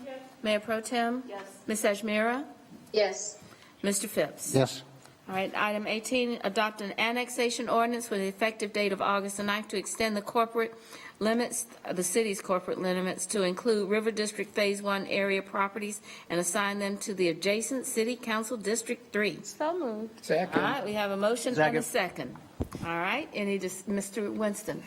I think I might have made a mention of this. A couple weeks ago when something for the River District came up, I would love to get some type of update or briefing about the whole project. I was able to spend some time in a couple different firehouses, for example, and they're not concerns necessarily, but questions about, how incorporating this size of new part of our city is going to affect business, and I really don't know how to talk about that intelligently at this point in time. It would be great to go out there and have a meeting on site, because I think you always see things, it's a little bit easier to understand. I would love that, yeah. I think it's a good So idea. maybe we can work on that. We'll go out and visit the property and just kind of walk it so that people can see it. All right, so. Mayor, I have a question. Ms. Ajmira? Yes, thank you. So this afternoon, Commissioner Elaine Powell had sent us an email regarding the River District to ensure there is an adequate parkland and green space. So in her email, she had stated that there will be here is her email that states that I hope there will be a formal request from City Council to include our county staff in this development process now. The county park commissioners made this request years ago. So I just want to get an update from our staff. What is the status on including county commissioners in this process when it comes to parkland and green space? My recall is that it's included in the approved plan when we approved this, that it may just be that I don't think Commissioner Powell was on the commission at the time, because this has been a while back. But Ed, I think there was designation, there was fire, there was a bridge, there's park. I think Ms. Watlington just said that she is connected, Commissioner Powell, with Crescent to begin to think through it. But We had a zoning approval and a money approval. we can send you the zoning item and maybe get the map of the zoning or the adoption of the zoning petition, and we can send that to Commissioner Powell so that she can see what's in it, Ms. Ajmira, if that's okay. Do you think that will address it? Having the contact with We Crescent? have to ask her, but I think that should hopefully address her concerns. I just want to make sure that someone from our staff does reach out to Commissioner Powell and walk her through what's in the plan so that she can work directly with Crescent. Well, I think Ms. Watlington has made that touch point for her already, and then we'll get her the zoning materials as well from the staff, and she can be briefed by the staff. Okay? Thank you. Okay, thank you for following up on that. Okay. Any other questions? Huh? I know we need to vote. I was trying to find out if there was another question. That was Never my mind. All right, Julie, No, that was Mrs. Mira answered. okay, all right. Okay, no further discussion. Mr. Winston? Yes. Mr. Bakari? Mr. Driggs? Yes. Mr. Eggleston? Yes. Mr. Graham? Ms. Johnson? Yes. Mr. Newton? Yes. Ms. Watlington? Mayor Pro Tem? Ms. Ajmira? Yes. Mr. Phipps? Yes. All right, tonight the council needs to make an appointment to the Charlotte Business Inclusion Advisory Committee. The council members vote by ballot.